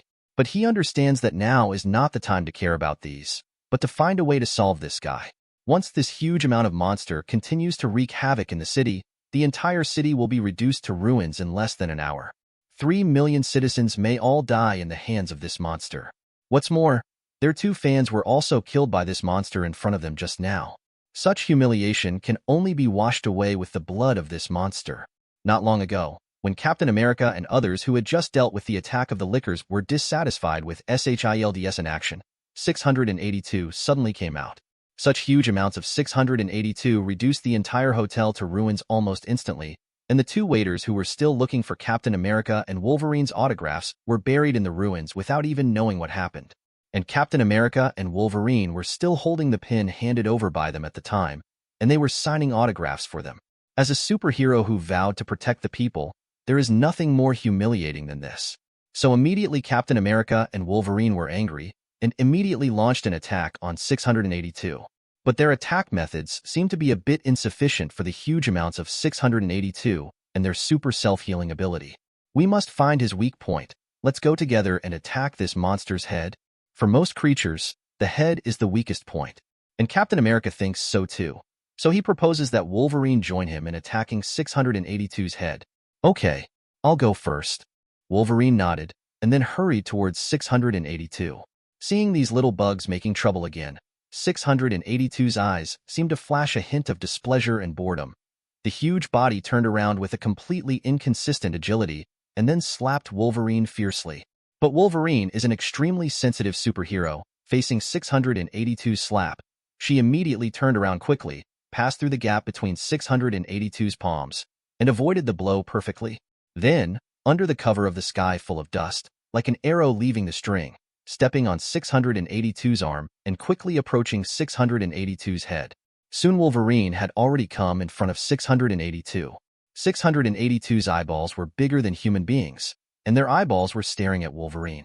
The moment Wolverine was about to approach, 682 suddenly stuck out his tongue. Huge amounts of tongue, like a giant python, rushed towards Wolverine directly, and the speed of this tongue was not even below Wolverine's speed. Wolverine, who was sprinting with all his strength, had no time to dodge facing 682's tongue, but he really didn't think about dodging. He was still rushing towards 682 with all his strength, without the slightest stagnation. Just when the tongue was about to hit Wolverine, suddenly there was another person in front of Wolverine. Captain America also chased after him at some point, and when 682's attack was about to hit Wolverine, he suddenly rushed out and raised his shield with both hands, like an unbreakable high wall, blocking 582's tongue. The huge amounts of power are like a glacier in the torrent, slamming into Captain America. The terrifying force almost made Captain America fall to one knee on the ground in an instant, and the big mouthful of blood, BCFD, was killed by Captain America spit it out. But even so, Captain America didn't retreat, but stubbornly withstood 682's attack. Seeing this scene, 682 also seemed to have a flash of surprise in his eyes. How could a mere human being be able to block his own attack? Moreover, it seemed that this person was just an ordinary human being, and there was nothing too unusual about it. Indeed, for 682, the strengthening brought by Captain America's super soldier serum is really nothing. The basic Captain America, among the superheroes of the Avengers Alliance, is probably stronger than Spider-Man, or even on par. He is not a powerful superhero. He is closer to a symbolic existence in the Avengers Alliance. It's just that this symbol seems a little too weak in front of 682 now. After being hit by 682's attack just once, Captain America was already a bit overwhelmed. But his goal has been achieved. Wolverine also took advantage of the opportunity of 682's attack being blocked by Captain America, jumped high and stepped on 682's tongue, and rushed towards 68's eyes. Then Wolverine jumped straight into 682's eyes like a diver. Snapped. With a clear sound, 682's eyes were directly torn off by Wolverine, and a large amount of blood flowed out from 682's eye sockets, like a flood, washing away the exhausted Captain America and falling down 682's body. Phil Coulson watched this scene and hurried forward to catch Captain America. I even used my lifelong knowledge in mathematics to calculate where Captain America will fall, to just wait for Captain America to fall, and then I can have 10 intimate contacts with my idol. However, the sky fails to fulfill people's wishes. Phil Coulson was looking forward to the falling figure of Captain America, constantly muttering, "Here we come! We come!" Suddenly, a bigger tall figure appeared behind Phil Coulson, reached out and lightly caught Captain America. The excitement on Phil Coulson's face turned into dullness and despair at this moment, and then he turned his head and looked blankly at Dr. Banner, who cut off his beard. "Why don't you deal with that monster and come here to destroy yourself?" Phil Coulson was full of resentment at the moment, but Dr. Banner didn't care about it at all. Instead, he smiled at Phil Coulson. "Your body is not strong enough to support you to do this. Once Captain America falls and actually catches you, you will be crushed to death in an instant. The inertia and mass of falling objects, these simple physics problems, didn't you learn them when you were in school?" Dr. Banner is like a teacher, educating his own incompetent students. But right now, Phil Coulson doesn't want to hear that. "Dr. Banner, Phil Coulson wanted to say something, but Dr. Banner directly stuffed the bloody Captain America into his arms, and then yanked the clothes on his body. The expensive suit was directly torn, and Dr. Banner's body was constantly growing, and soon he turned into a giant with green skin, muscles all over his body, and only wearing a pair of special elastic underwear.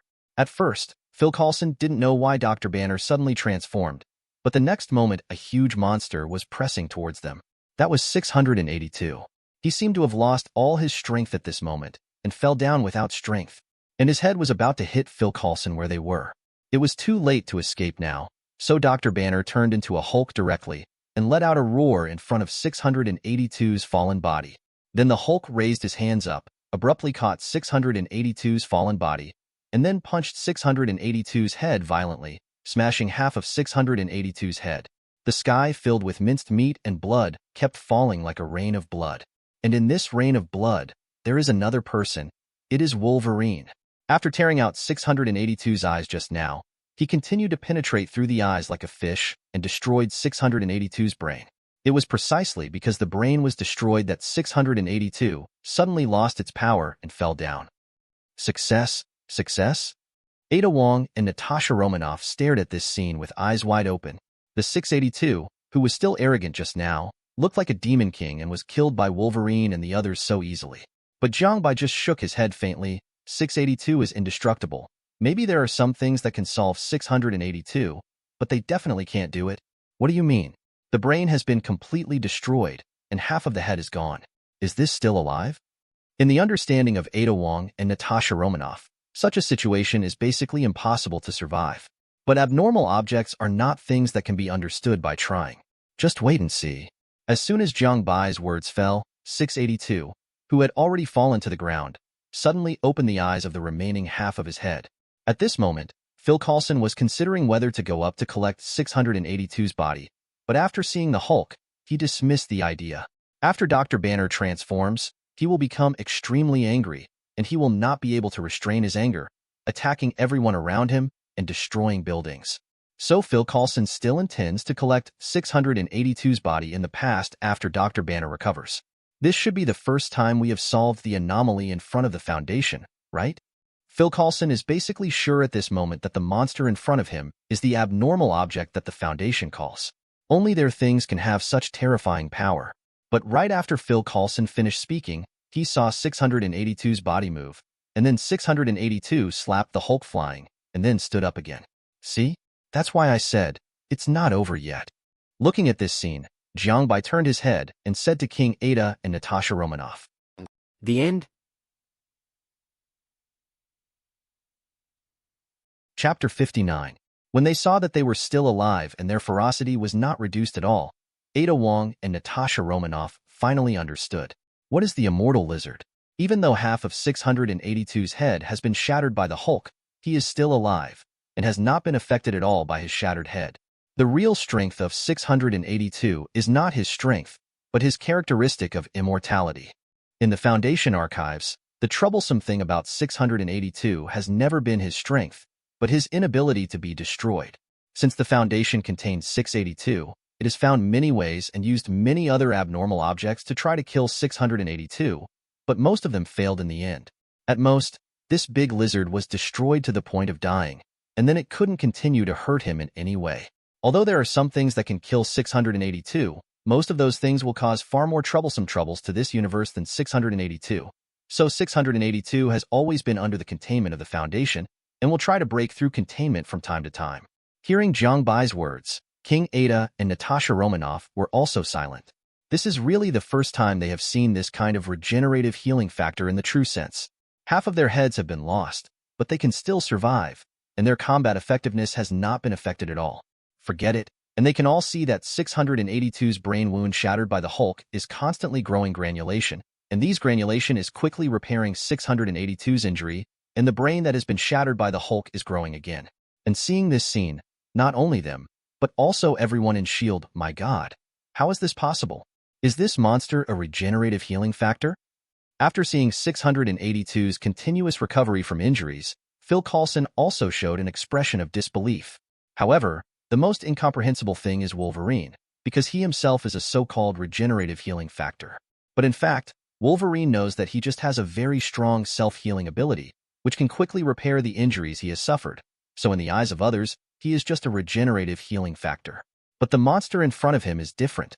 I really smashed his brain into pieces. If he really only has a strong self-healing ability, then he should not repair his brain when he destroys it himself, instead of starting to rebuild it out of thin air after the brain is completely destroyed. In other words, is this monster really a regenerative healing factor? Wolverine didn't know the answer, but Wolverine thought it was weird. He had never seen such a strange existence, such a huge, powerful, and possibly real regenerative healing factor. Such an opponent Wolverine really didn't know how to defeat. It would be easy to say that the opponent is only strong in self-healing ability. As long as the destruction speed is faster than the self-healing speed, the opponent can be killed. But even if this monster is really a regenerative healing factor, there is no concept of death in him. Captain America, can you continue to fight? Looking at 682, which is constantly repairing itself, Wolverine turned to Captain America and asked. Definitely, Captain America nodded. Even though he wanted to stand up and continue to fight with 682, he almost lost his strength and fell directly as soon as he exerted his strength. The current Captain America has no fighting power, and the 682 hit just now directly scrapped Captain America. If you don't take a good rest for a while, I'm afraid you won't have the power to fight anymore. Damn it. Looking at this scene, Wolverine couldn't help but curse too. He joined forces with Captain America just now, but barely hit 682. Now Captain America has no power to fight anymore, which means he has to face 682 alone. Can this really win? Wolverine has no idea about this, but in the current situation, even if she is not sure, she can only bite the bullet. Wolverine took a deep breath, and just as she was about to make a move, she heard an extremely angry roar from afar. Immediately, half of the building suddenly flew up and directly smashed towards 682. Dr. Banner? Wolverine watched as he came out of the ruins. A look of surprise flashed in the angry Hulk's eyes. He also didn't expect that the Hulk would be fine after being attacked like 682. Looking at Captain America, who is powerless to fight just because of 682's tongue, the difference is too big, isn't it? But there is no way. The current Captain America is just a basic version. Before going through those versions of strengthening, the strength of Captain America is indeed far inferior to his symbolic significance.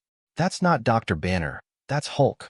Phil Coulson may be worried that Wolverine will mistakenly think that the Hulk is still Dr. Banner, go up to fight alongside the Hulk, but is injured by the Hulk. When even told Wolverine about Dr. Banner's current situation. After Dr. Banner becomes the Hulk, he will be controlled by anger and attack everything around him indiscriminately. Now let the Hulk write about the monster fight. After hearing what Phil Coulson said, Wolverine hesitated. After all, Dr. Banner was still their companion just now, and now he is somewhat hesitant to ignore Dr. Banner. But the Hulk didn't care that much. After throwing the building over and smashing 682, the Hulk slammed his hands on the ground like a gorilla and then rushed up. 682 looked at the guy who smashed his own head and showed a fierce look. Dang even roared and then rushed up. These two guys obviously have more than just volume. In front of 682's body of more than 10 meters high and 30 meters long, the Hulk, who is only a few meters tall, is as insignificant as a small bug. However, when the two sides collided, neither could do anything to the other. The angrier the Hulk is, the more powerful he becomes, and 682 also has the ability to evolve infinitely. Therefore, after the two sides collided, the Hulk opened his hands and directly stopped 682's huge body. Immediately, the two sides competed with each other like two sumo wrestlers. And as the power used by both sides continued to increase, the ground under their feet began to crack little by little. It seems that even the earth can't bear their terrifying power. Roar!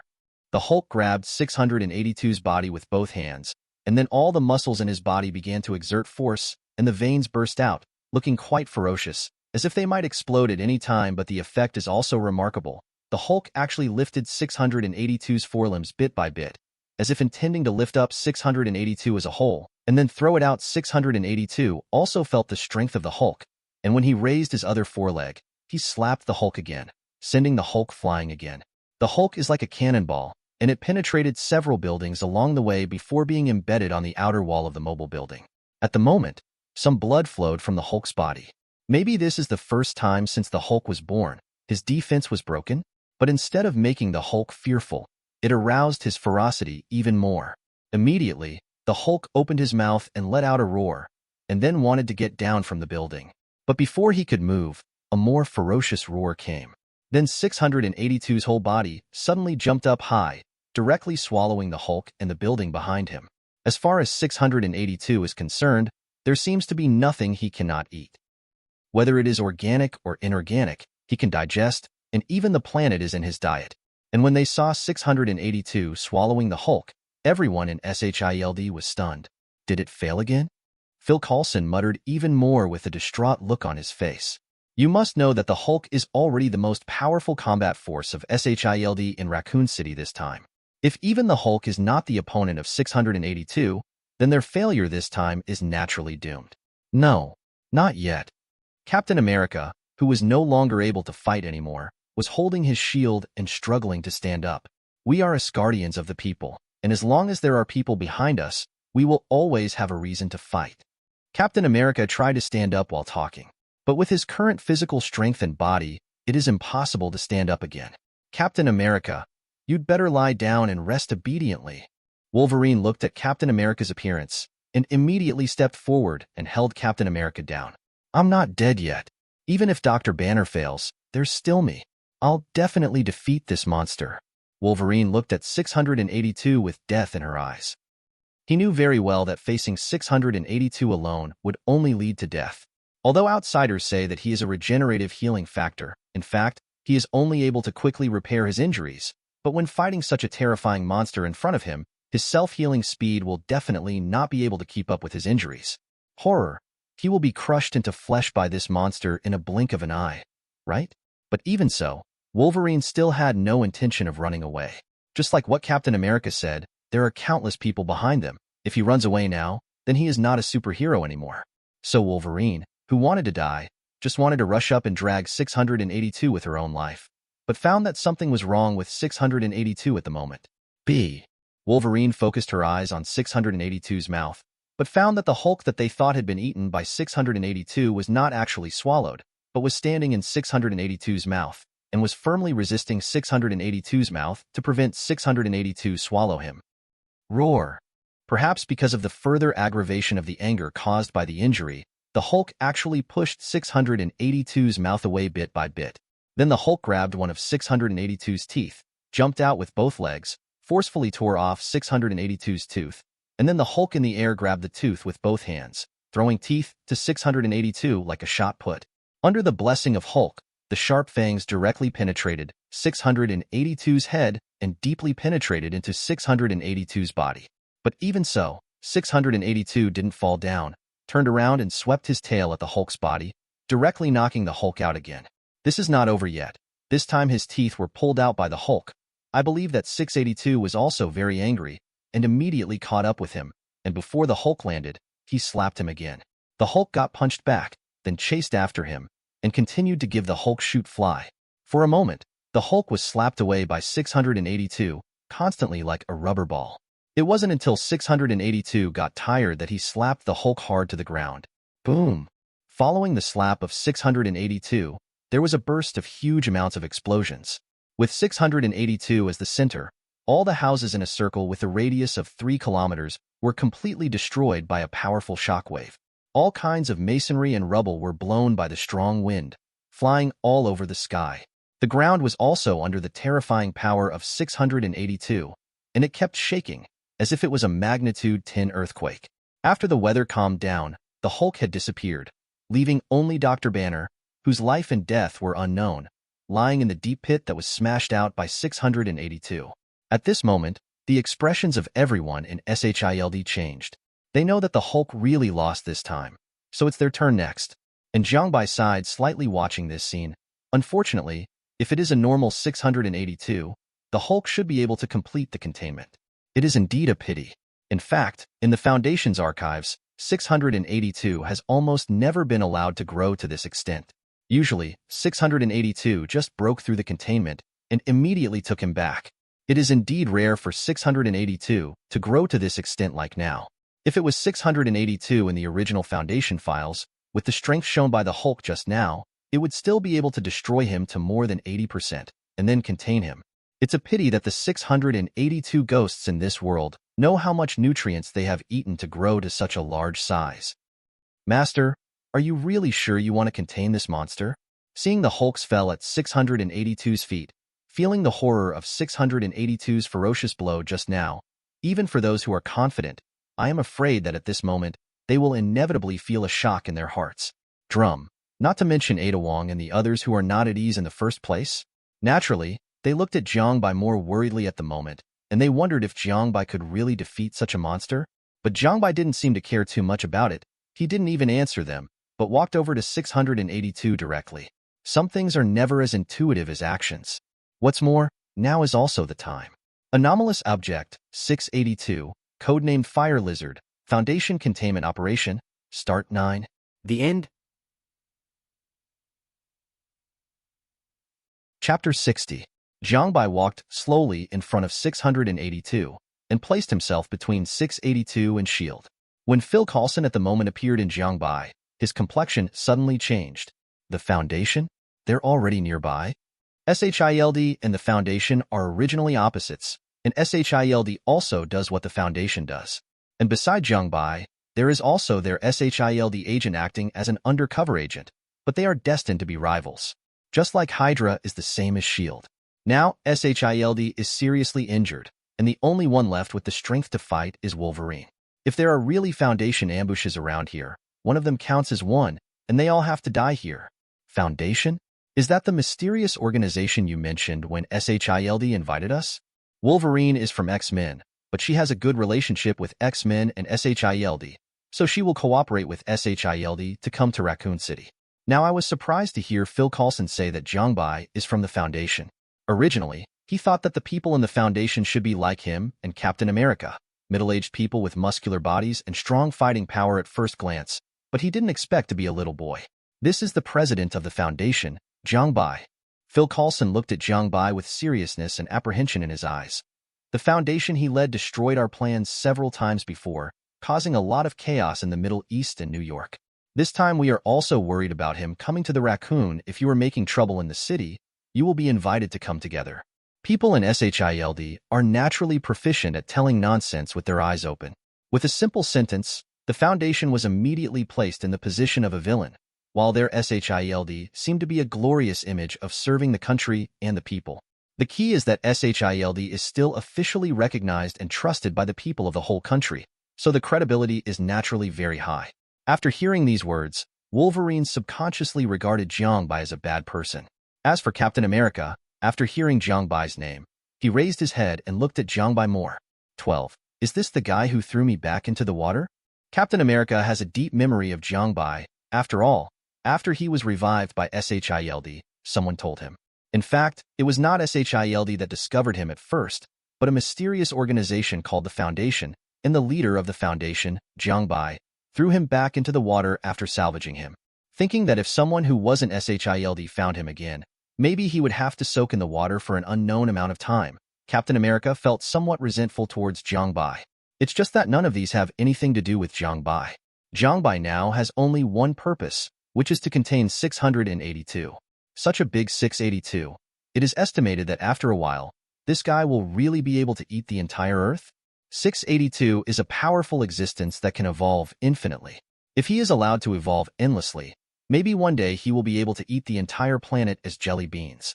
But even if there is a foundation in this world, it will definitely not allow 682 to develop to this point. Immediately, Jiang Bai took out a box from his subspace containment room, a 682 happy box filled with hydrochloric acid. This thing is specially used to contain 682, and it is full of hydrochloric acid, which can weaken 682's strength to the greatest extent, making him unable to resist the containment. But in fact, this method is not reliable, otherwise 682 would not break through containment many times.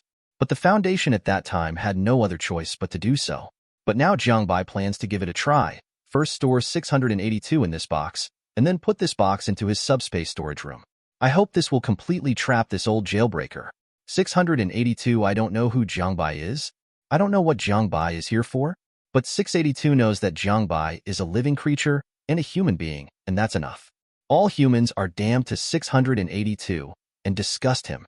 That's why he wanted to kill all humans. So the moment Jiang Bai appeared in front of him, 682 had already raised his forelegs and slapped Jiang Bai fiercely. Everyone thought that Jiang Bai would dodge, or that he would have some powerful backup to face 682's attack. But no, Jiang Bai just stood there. Just like this, he quietly watched 682's forelegs pat Jiang Bai with great force. Even if this slap was on the Hulk, it could send him flying, but it was useless when facing Jiang Bai. Jiang Bai still stood where he was, motionless. However, 682 suddenly seemed to have been punched heavily, staggered, and almost fell to the ground. Everyone in SHIELD watched this scene with disbelief. Especially Phil Coulson looked at Jiang Bai as if he had seen a ghost, and asked a question that no one could answer. What happened? Neither Wolverine nor Captain America can give Phil Coulson a definitive answer. Because they didn't see anything, Jiang Bai just stood there and didn't do anything. But 682 looked like he was being beaten, and the power of this blow was not inferior to the Hulk. Directly hitting 682's abdomen, a big hole was torn open. He should have just stood there and didn't do anything to that monster. Wolverine carefully recalled the moment just now, and even took it out for slices, but found nothing. Because in his eyes, Jiang Bai really just stood there and slapped 682 forcefully, and he didn't make any other movements. But this obviously cannot convince Phil Coulson. Just standing there can beat that monster like this? Could it be that he can curse that monster to beat himself? Not quite the same, but very close to the correct answer. No, this matter must be notified to the upper management. The strength of the Foundation seems to be stronger than we imagined. We still underestimated the Foundation. What did the undercover agent next to Jiang Bai do? Why did such an important thing not happen? Reporting? At this moment, Phil Coulson began to doubt Natasha Romanoff because of Jiang Bai's performance. Definitely these are things for later. The most important thing now is the battle between Jiang Bai and 682. 682 looked at the wound on his abdomen with a hint of doubt in his eyes. He is not an ignorant beast. On the contrary, his wisdom is far above the vast majority of human beings, and he even has some valuable knowledge that even the Foundation does not know. So he already felt that something was wrong, and the human being in front of him seemed to be very wrong. Even stranger than that powerful green human just now. But 682's doubts only lasted for a short period of time, and then he didn't care about it, because he knew that the object in front of him could not kill him. 682 has an intuition about death.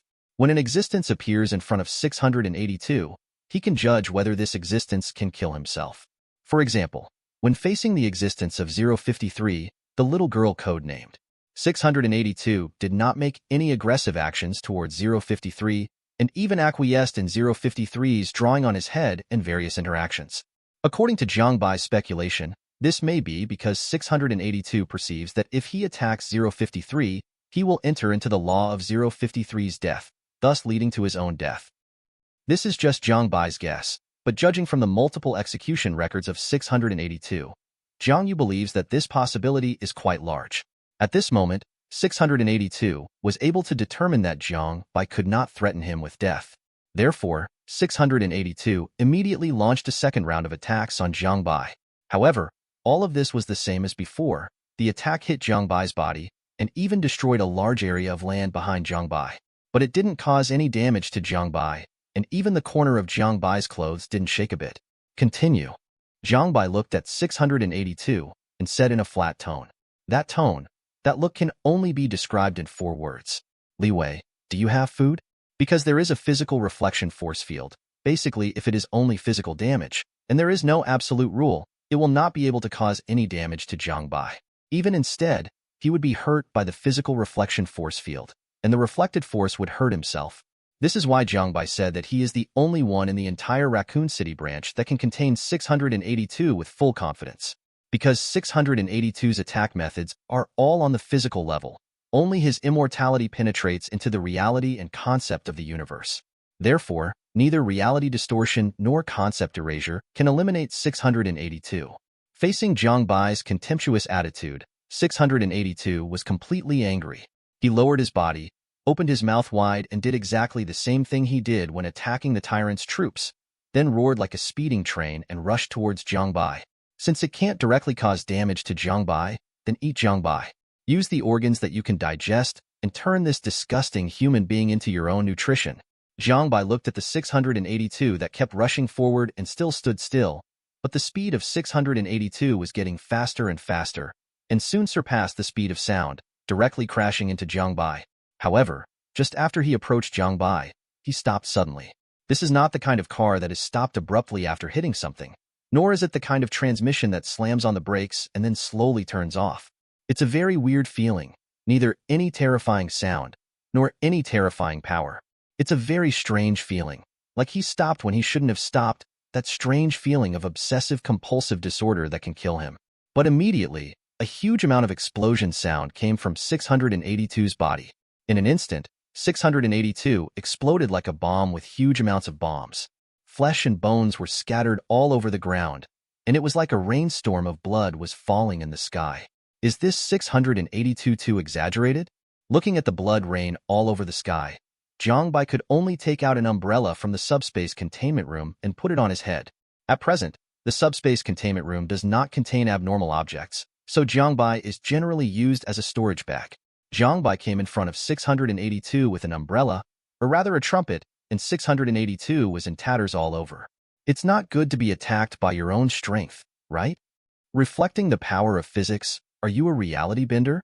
682 speaks in a language that is difficult for humans to understand, but Jiang Bai can understand this language, because as the president of the Foundation, he has already mastered all these basic skills.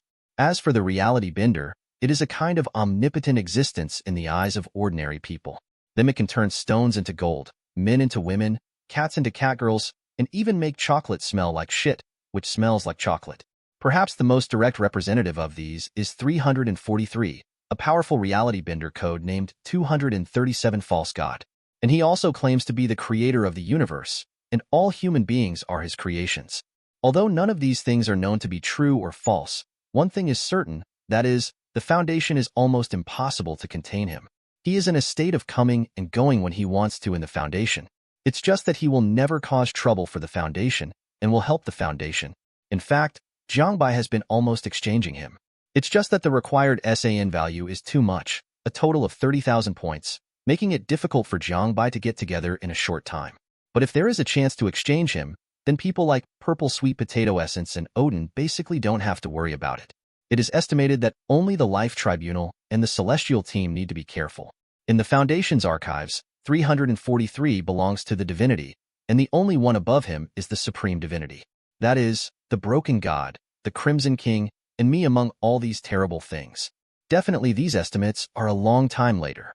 Looking at 682 whose file size had returned to normal, Jiang Bai just silently opened his own 682 happy box, and then put 682 into it. The hydrochloric acid inside the box directly submerged 682 after 682 entered it, and was still constantly corroding 682's body. But even so, 682 didn't respond, just looked at Jiang Bai quietly. "I'll come out. This little trick can't keep me forever." 682, who was about to yell, suddenly sensed something was wrong. He always felt that this human being in front of him seemed to have other plans, and soon he knew what Jiang Bai wanted to do. Jiang Bai grabbed a corner of the containment box and activated the subspace containment chamber. Feeling the power of the subspace, 682 suddenly became agitated. He wanted to break free from the shackles of the containment box, but because he used all his strength to attack Jiang Bai just now, he was caught by his own killed by power. If it wasn't because 682 couldn't kill himself, and his own strength couldn't kill himself, maybe 682 is dead now. Therefore, he simply didn't have enough strength to break free from the containment box and could only watch helplessly as he was pulled into the subspace. The subspace can't trap me forever. You disgusting fellows, I will definitely come back and destroy this world. Accompanied by these words, 682 was pulled into the containment room of the subspace. And Jiang Bai looked at all this and just said something lightly. You remind me of a guy who always likes to say, I'll definitely be back. After Jiang Bai finished speaking, he clapped his hands and planned to leave here. At this time, the system notification also sounded.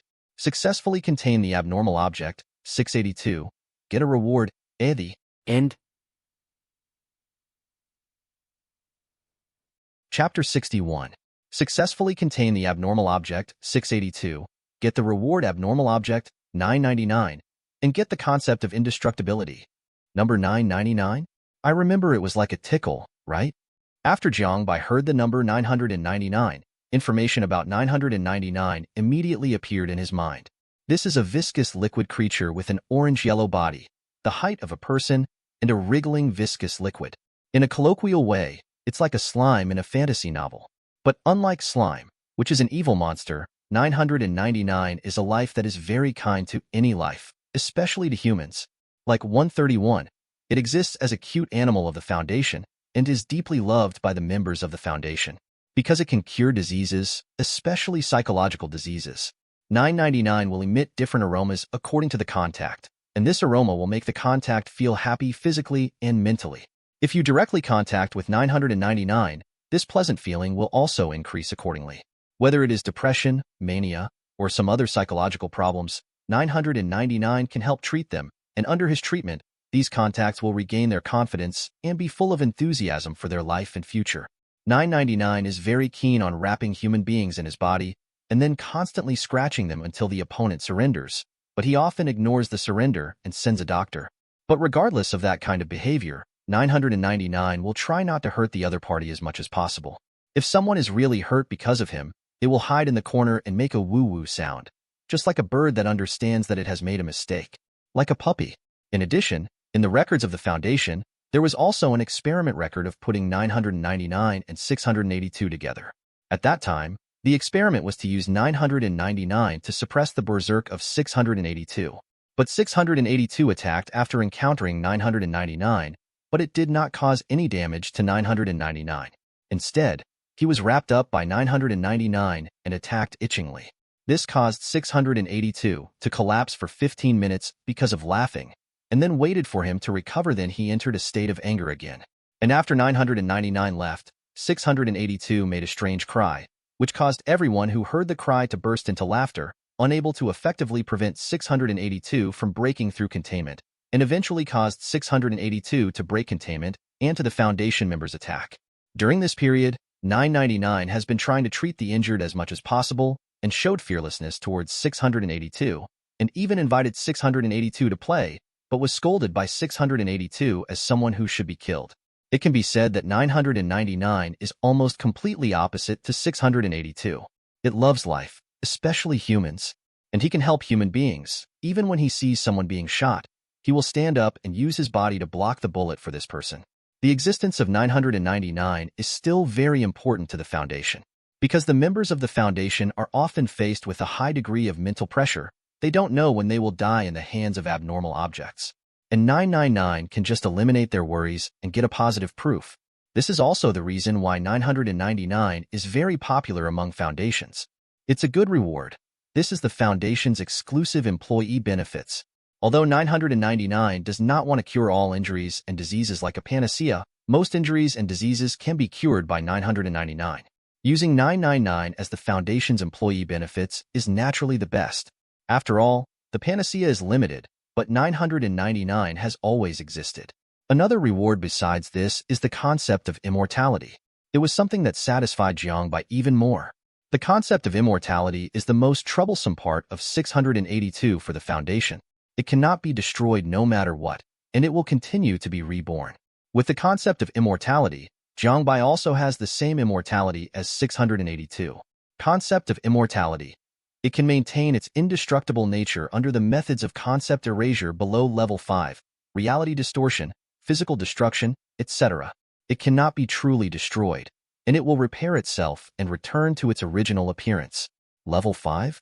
No wonder 682 is so hard to kill. Level 5 reality distortion and concept erasure can basically rewrite the rules of the universe, modify and change the universe. In simple terms, it is the administrator of the universe. 682's combat power is far from level 5, but his indestructibility is level 5, so it's no wonder the Foundation finds it difficult to kill him. Because of level 5 reality distortion or concept erasure, it is also very difficult for the Foundation to dispatch. Even to a certain extent, the concept of immortality in me now is stronger than Deadpool, this little cheap curse of immortality, because there is a high probability that the purple sweet potato essence has not yet reached the level of a level 5 reality bender. That is to say, the purple potato essence can't kill itself. When it comes to the Infinity Gauntlet thing, it's hard to say. After all, this thing is really a level 5 reality distortion prop. Definitely, these are the things that will happen in the future. When purple sweet potato essence really comes with the Infinity Gauntlet, maybe he is already called Zhongshan Mary out. At that time, there will be the supreme divinity, and it's really hard to say who is afraid of whom. Woolen cloth. Jiang Bai nodded, quite satisfied with this reward, and then directly turned back to King Ada and Natasha Romanoff. Is it so easy to solve? Ada Wong and Natasha Romanoff looked at Jiang Bai in disbelief. Although they probably already knew that Jiang Bai obtained Kane's ability, but seeing that 682, who was so powerful before, was taken into custody without even fighting back in front of Jiang Bai, they still couldn't believe themselves. SIs. Otherwise? Do you really want me to fight him like the Hulk? Jiang Bai made fun of Ada Wong with a strange face, then turned and walked towards the headquarters of the Umbrella Company. There are still 2 abnormal objects waiting for us. Let's act quickly. While talking, Jiang Bai strode towards the Umbrella Company's headquarters. Seeing this, King Ada and Natasha Romanoff could only hurriedly follow behind him. From the beginning to the end, Jiang Bai never looked at the people of S.H.I.E.L.D. Although the Hulk and Wolverine are probably considered anomalies, the Umbrella Company should still be the main one. As for these native anomalies, there will be plenty of opportunities in the future. Are we completely ignored? Phil Coulson watched Jiang Bai and the others leave like this, with a wry smile on his face. Just now he was worried that they might be ambushed by people from the Foundation. But looking at it now, people didn't pay attention to them from the beginning. Maybe in the eyes of the Foundation, they SHILD are not even considered enemies, right? It's ridiculous. Phil Coulson let out a long sigh with emotion. It seemed that all the previous honors, arrogance disappeared with this sigh. The world is big, and we will face more challenges in the future, but as long as our hearts are strong enough, no matter how difficult the challenges are, we will definitely find a way to win. At this moment, Captain America suddenly struggled to stand up, and then gave encouragement to Phil Coulson and everyone. Just like what Jiang Bai said about Captain America earlier. This symbolic meaning is greater than the existence of strength. Sure enough, with the addition of Captain America's personal charm, these words successfully cheered up everyone again. Our mission is not over, the virus is still spreading in the city, and the crimes committed by Umbrella Corporation have not yet been punished. While talking, Captain America dragged his injured body towards the Umbrella Company. This time Phil Coulson wasn't stopping Captain America, because he knows that this is the right decision. On the other side, everyone's Mad Hatters have also found 049. It's just that he is surrounded by many zombies. Although these zombies will lose all bodily functions and die completely because of 049's ability the moment they touch 049. But it can't stand the huge number of these zombies. Even 049 can kill them in seconds.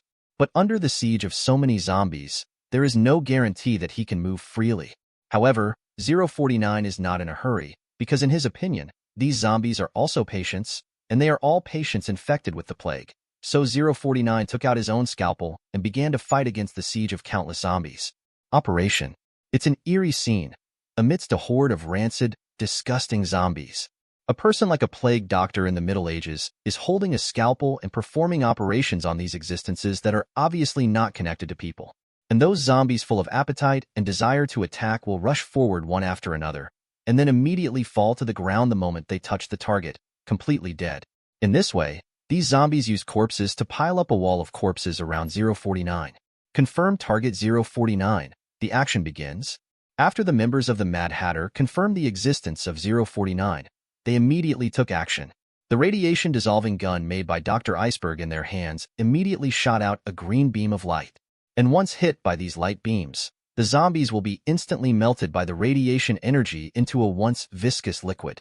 However, because these liquids have been completely destroyed by radiation energy, the cell combination is no longer present, and naturally there will be no secondary infection. The Mad Hatter held a radioactive dissolving gun and kept shuttling among the zombies, although the constantly zombies pounced on them and tried to attack them. Some sporadic zombies even passed through the Mad Hatter's gun line, came in front of the Mad Hatter, and attacked the Mad Hatter. But also useless. Because the Mad Hatter's special protective clothing has a hardness beyond that of ordinary steel, it is impossible to penetrate their protective clothing with the claws and teeth of these ordinary zombies alone, and it is impossible to cause harm to the Mad Hatter. Instead, these approaching zombies would be slapped on the ground by the Mad Hatter, and then they would be shot and turned into a puddle of viscous liquid on the spot. While cleaning up these zombies, the Mad Hatter thought about 049 approaching. Soon they came to the vicinity of 049, and at this time, the surrounding zombies were almost cleaned up. Looking at 049 in front of them, all the members of the Mad Hatter did not rush forward, but carefully watched 049. At the same time, the leader of the Mad Hatter took out a handful of lavender sprinkled directly to 049. 049, who had gradually become a little fanatical during the treatment, also smelled the scent of lavender and slowly calmed down. The members of the Mad Hatter can clearly feel that 049's mood has gradually stabilized. No one infected with the plague? How wonderful! After calming down, 049 also noticed the members of the Mad Hatter. It seems that in his eyes, none of the members of the Mad Hatter has been infected with the plague in his mouth, so he is very concerned about the success of the Mad Hatter. Staff were quite friendly. Hello. I am a doctor, and I am working hard to deal with the plague that is spreading everywhere. I am very happy to meet you. 049 seems to be very talkative, or he is very talkative to people like the Mad Hatter who are not infected with the so-called plague. But no matter what the reason is, 049's friendliness to the Mad Hatter team also made the members of the Mad Hatter breathe a sigh of relief. 049 is a great threat to any creature.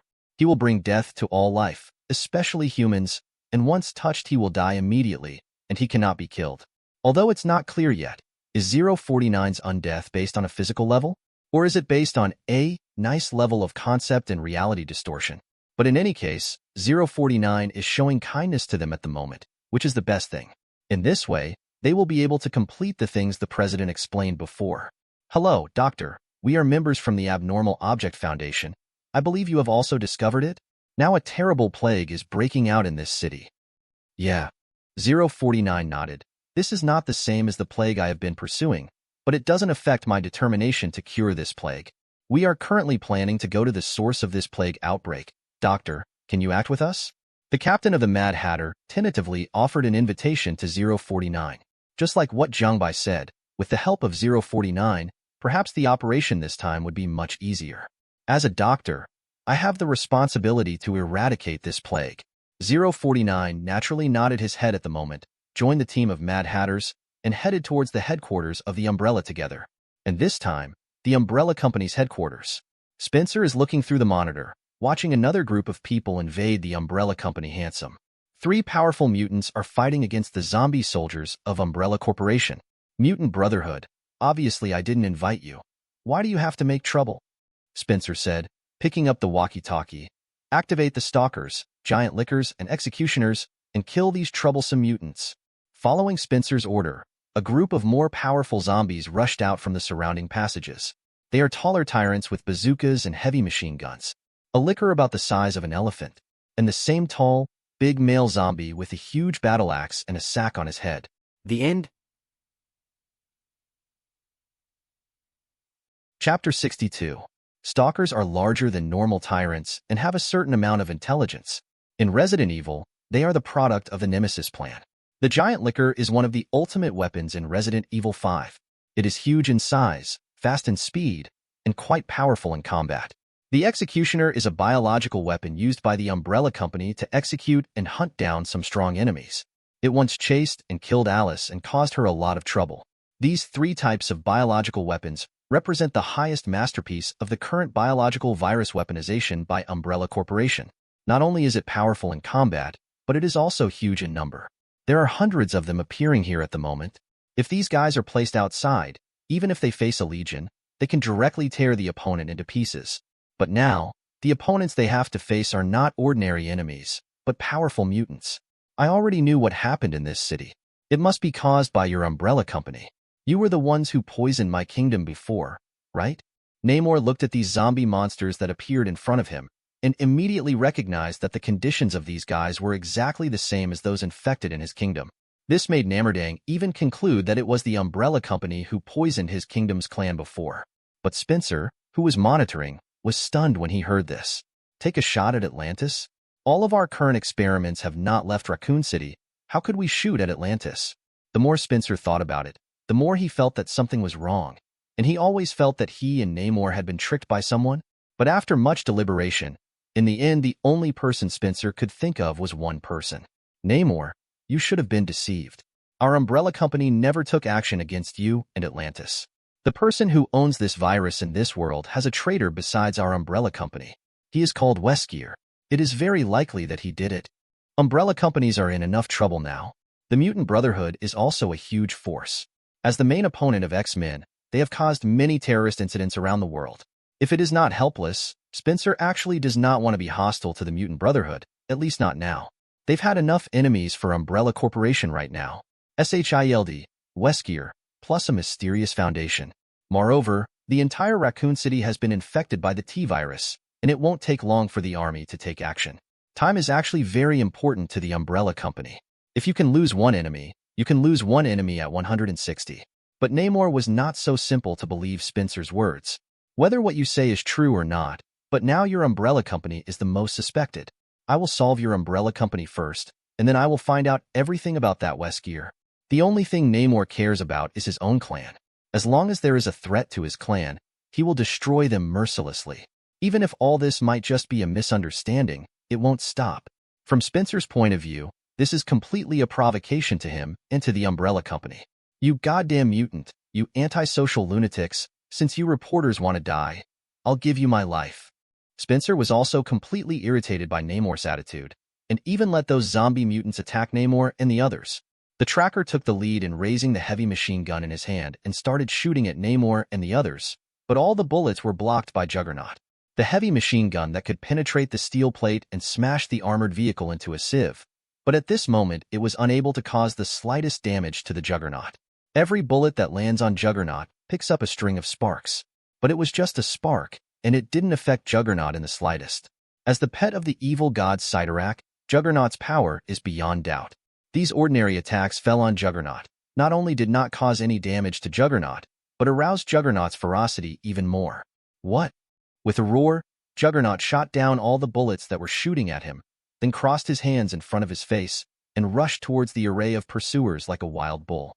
It directly overwhelmed a tall stalker, and then used its thick arms to firmly press the stalker under its body, followed by grabbing the stalker's head and scratching hard. Like pulling a turnip, a powerful tracker was slain by Juggernaut. The rancid black blood spattered Juggernaut all over his body, but Juggernaut didn't care about it, and instead became more manic. Turning his head, he fought with other pursuers. Seeing Juggernaut like this, Sabretooth also had a flicker of mania in his eyes. Sabretooth, like Juggernaut, belongs to the BCFH type whose brain is not very useful or has some defects. Once in a frenzy, they will appear a little crazy. That's why Magneto asked Namor, who didn't belong to their mutant brotherhood, to be the commander, because neither of them was qualified for the position. Sabretooth roared and charged at the giant licker. I don't know why this beast-like creature always makes Sabretooth feel uneasy, as if seeing the Wolverine he hates the most. After seeing the action of the two, Namor immediately joined the battle. All the executioners were intercepted. The three of them faced a mutant zombie one by one. These zombies, which were considered extremely powerful by the Umbrella Company, seemed a little too weak when facing the three of them. When facing Juggernaut, the artillery in the hands of the tracker can hardly cause any actual damage to Juggernaut. The bullets and rockets falling on Juggernaut have no effect, and they seem to have no use except to make Juggernaut more angry. Every attack of Juggernaut is fatal to these trackers, and it seems that Juggernaut can tear these trackers to pieces with just a little force. Giant lickers are large and fast. Their sharp claws and flexible tongues are indeed a threat to Sabretooth. But Sabretooth is so fast, even faster than Wolverine. It's just that the giant lickers couldn't catch up to Sabretooth at all, but were teased by Sabretooth. More than 30 giant lickers, chasing Sabretooth in a fast and furious show at the headquarters of Umbrella Corporation. But no matter how they chased, they couldn't catch up with Sabretooth in the end. Instead, they were constantly left with scars on their bodies by Sabretooth. It wasn't that the poopy giant licker collapsed and fell down because of too many wounds left on his body by Sabretooth, coupled with high-load running. If Juggernaut's fighting style is violent, manic, it is a duel of forces full of destruction. Then Sabretooth's fighting style is a competition of speed and endurance, and in this competition, the loser will only be the giant licker. Compared with the two of them, Namor's fighting style must be much more elegant. Although this is on land, it is not his home field. However, Namor also showed his strong combat power. Using his flight ability, Namor was able to easily avoid the Executioner's huge axe that could split steel plates, and then used his own trident to directly pierce the Executioner's chest, brain, as one after another mutant zombies were defeated. The biological weapon that Umbrella Corporation is most proud of seems to be a bit too much. In less than 10 minutes, these mutated zombies were completely eliminated. Go ahead and find the old guy who just spoke. Namor looked at the tattered corpses on the ground with a hint of disdain and contempt in his eyes. Then they continued to move forward. After killing all the nearby enemies, Juggernaut and Sabretooth gradually calmed down, and then followed Namor and continued to move deeper. Umbrella Corporation, in the underground shelter. Trash. A bunch of trash. Spencer watched the zombie biological weapon that his company was proud of being completely eliminated by the three mutants. Immediately, Spencer couldn't bear the anger in his heart anymore, and cursed angrily. These damned scientific researchers, I will dig out all their brains and give them to the exhibitors for dinner. How did they promise me at the beginning? These mutants must be able to defeat all enemies, but now they can't even defeat three mutants. Are these guys only here to defraud me of my scientific research funding? Spencer roared constantly, and the black, tentacle-like substances also wriggled constantly behind him, but then disappeared again. The surrounding Umbrella researchers also looked at Spencer in horror at the moment. They all knew very well that Spencer's words just now were not just casual talk. If it really made Spencer dissatisfied, he might really do it. So at the moment, they all looked at Spencer anxiously, worried that Spencer would really give an order to dig out their brains and feed the zombies for dinner. But fortunately, although Spencer was really angry to the extreme at this moment, he didn't completely lose his mind, so he didn't do this. Instead, after calming down a little, he continued to stare at the monitor screen. The Foundation and SHIELD are also here. Where did these damned guys get the news, and why are they all here at this juncture? Fortunately, the Foundation said, after all, he provoked it on his own initiative.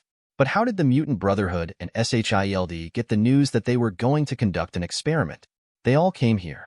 SHIELD's agents in the company, I should have solved all of them, and Mutant Brotherhood has never had any contact with us.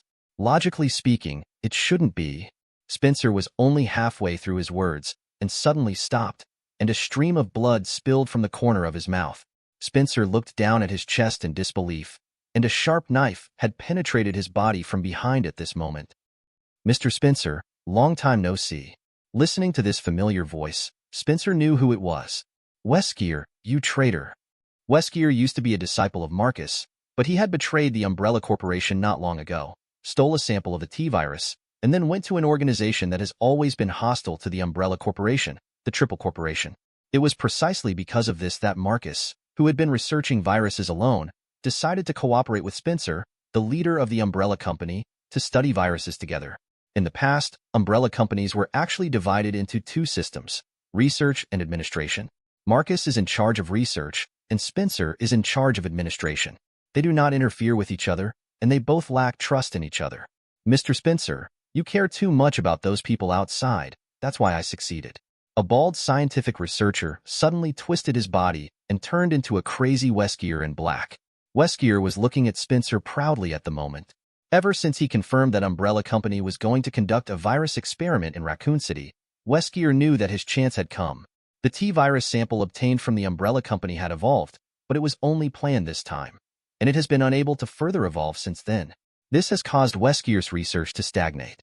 Weskier speculates that he still needs to get the ancestor virus before he can carry out the next step of research. So Weskier used the power he got from the new virus, pretended to be a scientific researcher, and sneaked into the Umbrella Company to wait for an opportunity to seize the ancestor virus. but who knew he was assigned to Spencer's underground research room. In this case, the only way to solve Spencer's big trouble is to capture the ancestor virus. Weskier, look at you. The T virus you stole from the company has evolved, right? Spencer suddenly grabbed the sharp blade on his chest, broke the long knife inserted into his body with force, and then turned his head to look at Weskier with a strange expression. The knife wound that directly penetrated Spencer's body was healing at a speed visible to the naked eye at this moment, and he was back to his original state almost in the blink of an eye. There are many existences in this world that we haven't seen before, such as the lizard that couldn't be killed, and the Wolverine who claims to have a regenerative healing factor. Don't you think these objects are the goals we should pursue? Perhaps we can cultivate a more perfect virus from them and obtain true immortality and immortality. Weskier will come back to me and complete this feat with me. Spencer looked at Weskier with an elder-like kindness on his face and extended his right hand to Weskier, as if waiting for Weskier to return to the Umbrella Company. However, Weskier only answered him with a knife. But this time the blade did not cause any damage to Spencer.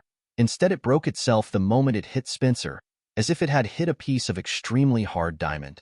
Sure enough, you are no longer human.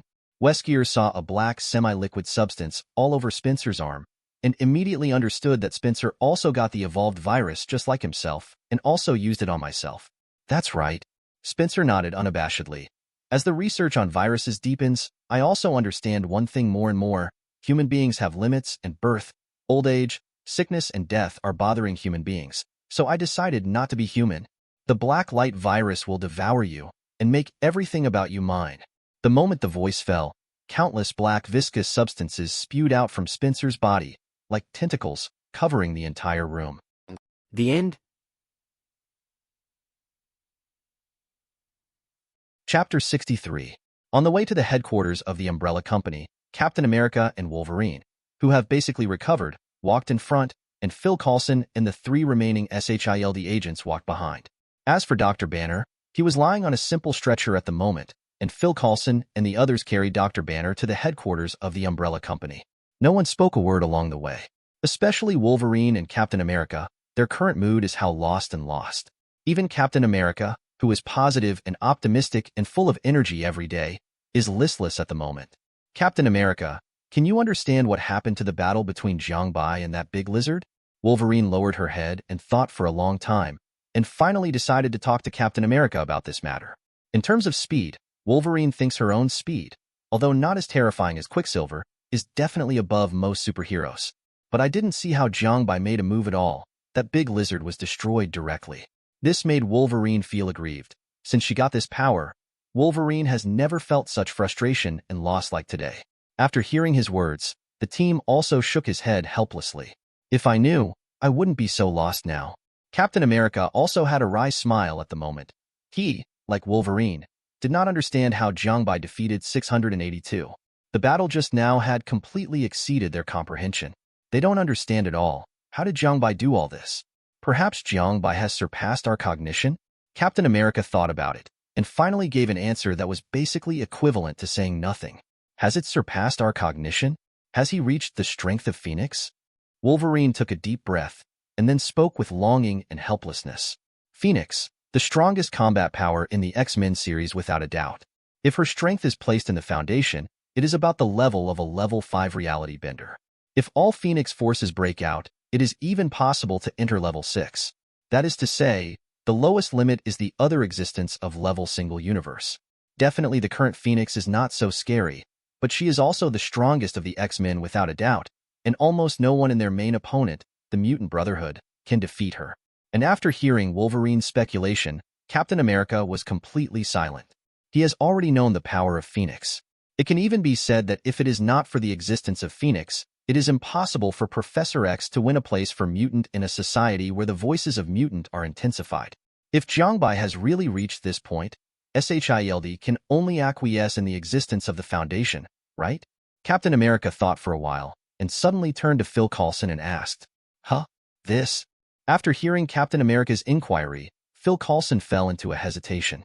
SHIELD was able to establish and become the largest justice enforcement organization, so naturally they had their cards in their cards. Not sure about the rest, but director Nick Fury must have a comeback card in his hands, and Phil Coulson is almost certain of that. It's just this trump card. What exactly is it? That was all Bolson knew. But when Captain America saw Phil Coulson's appearance, he thought he had also acquiesced in what he said just now, and he couldn't help but feel a little depressed. Now we can only hope that this foundation is a friendly organization that truly acts to protect all human beings. Otherwise we will. Before Captain America could finish his helpless and powerless words, Dr. Banner suddenly coughed twice, and then struggled to sit up from the stretcher. Phil Coulson and others hastily put Dr. Banner down, and then looked at Dr. Banner with concern. Dr. Banner, are you okay? No. It's okay. Dr. Banner covered his forehead and shook his head in pain, then looked around cautiously. Where's the big lizard? Did we win? Unlike the powerful and violent when he became the Hulk, Dr. Banner himself is actually a relatively timid character. So as soon as he woke up, he looked around in panic, with deep fear and anxiety on his face. It's like a little rabbit that could run away at any time. The big lizard has been dealt with by Jiang Bai. Although regarding this incident, Captain America was also somewhat embarrassed and even showed shame. After all, before I came here, I was still full of pride. But when I was in real danger, as a symbol of protecting justice, I couldn't protect justice at all, but relied on others to defeat evil. It's ridiculous to think about it. Jiang Bai. Dr. Banner looked at Captain America puzzled, because after transforming into the Hulk, he had no memory at all, and when Jiang Bai shot, he had already been knocked out by 682. So he has no idea what happened? Naturally, I don't know who Jiang Bai is. Jiang Bai is the president of the foundation I told you about before. Phil Coulson also fills in for Captain America at this time. After hearing Phil Coulson's explanation, Dr. Banner finally understood. So it was him? Dr. Banner nodded blankly. And then? What does he look like? Is he very powerful? What happened next? Dr. Banner is like a curious baby, constantly asking about Jiang Bai. But it's no wonder. After all, Dr. Banner is still very clear about how powerful he is after changing his voice to become the Hulk. However, even the big lizard, which he couldn't defeat, was actually defeated by Jiang Bai. It's no wonder that Banner is curious about Jiang Bai. It's just that his questioning is not very friendly to Captain America. They are old superheroes, and this is Captain America's first battle after returning from the ice, and now they are like this. It would be strange if he could relax. But since Dr. Banner has already asked, Phil Coulson can only truthfully tell Dr. Banner everything that happened afterwards. No way. Is this person really so scary? Although he knew that the person who could defeat the giant lizard must be very strong, but after hearing Phil Coulson's description of the battle, Dr. Banner still couldn't help feeling unbelievable from the bottom of his heart. You mean he killed the big lizard without even making a move? Almost. Phil Coulson nodded. Maybe it's because he shot too fast. We couldn't see clearly at all, right? Phil Coulson guessed with uncertainty on his face. But in fact, they had basically decided in their hearts that it was because Jiang Bai shot too fast that they didn't see it. Has such a fast speed, coupled with such a powerful force. Isn't it too powerful to exist like this? Is that so? In other words, Jiang Bai saved us. We must thank him if we have the opportunity. Dr. Banner didn't think about it that much. In his opinion, Jiang Bai was at least a human being, much better than those demon-like monsters. And he really saved him. If it wasn't for Jiang Bai's attack, he would definitely die in the hands of that monster. Except for himself, Captain America, and the others, and even the residents of the entire city will face the threat of death under the threat of that monster. That's why Dr. Banner said they should thank Jiang Bai. After hearing Dr. Banner's words, Captain America and the others were speechless for a moment. They really didn't think about thanking Jiang Bai, and they all treated Jiang Bai as an enemy almost subconsciously. They think Jiang Bai is an enemy and a dangerous existence. But what is the reason? It's just because of SHIELD, because SHIELD thinks the Foundation is a dangerous existence. And they who are very close to SHIELD naturally think that Jiang Bai and his Foundation are very dangerous. It's a very simple way to help relatives and not to help others. But Dr. Banner has nothing to do with S.H.I.E.L.D. If it weren't for this damn gamma ray experiment, Dr. Banner probably wouldn't have any contact with SHIELD in this lifetime. He is still a prestigious PhD in physics. So in Banner's eyes, there is not much difference between SHIELD and the Foundation, and naturally the two are placed on the same balance. Okay, let's go to the headquarters of the umbrella company as soon as possible, and I have to notify the director of the matter here. After hearing Dr. Banner's words, Phil Coulson also said with a slightly ugly face, and then took out the communicator to call Fury. At the moment, S.H.I.E.L.D. Fury was running around in a hurry because of Raccoon City. Pierce, what do you think is going on here? Fury turned his head anxiously and asked Pierce next to him. Now the military has suddenly mobilized a large number of soldiers to go to Raccoon City for martial law, but we don't even know about it. And they haven't heard from Phil Coulson. I'm worried before Fury could finish his sentence. Phil Coulson's number appeared on the communicator. Fury connected to the phone immediately, and Pierce, who seemed to be completely indifferent, cheered up at this time, carefully listening in on the sidelines. Hello? Phil Coulson. What the hell happened over there in Raccoon City? As soon as the phone was connected, Fury couldn't wait to ask. Now he is full of worries about the situation over there. Director, something big happened. The Umbrella Corporation is crazy. They released a virus that can mutate people into zombies, turning the entire Raccoon City into a large virus petri dish, and the Foundation seems to be aiming at the Umbrella the virus in the hands of the company, and now people from the Foundation are going to the Umbrella Company, and they also defeated a huge amounts of lizard on the way. Immediately Phil Coulson told Fury everything about their arrival here. After hearing this, Fury, a S.H.I.E.L.D. director who is used to seeing strong winds and waves, couldn't help feeling a little weak in his steps, almost sitting on the ground. Are you kidding? That's 3 million people. Is Umbrella crazy? Phil Coulson on the other end of the phone was silent for a moment, and then said, Director, didn't I say that? Umbrella Corporation is crazy. One sentence directly caused Fury to hold his breath in his heart, and he almost missed it. At the moment, I could only take a deep breath, calm myself down as much as possible, and then said to Phil Coulson, I probably already know the situation over there now, but are you sure what you just said is true? Jiang Bai really killed, is that a lizard? 0. Fury is most concerned about Jiang Bai at the moment, or Jiang Bai the strength of Jin Hui. According to what Phil Coulson said just now, Jiang Bai's strength is actually stronger than the people they SHIELD sent over. But this is already the strongest combat power of their shield. If you want to continue to increase your combat power, you can only expand it, but such a powerful existence can only be expanded through expansion? Thinking of this, Fury couldn't help but set his sights on another file. This is also the file that was sent over just now, and it is said to be about the appearance of Thor in Norse mythology. In fact, Fury is not very clear about this file, but I probably also know that there is a powerful existence.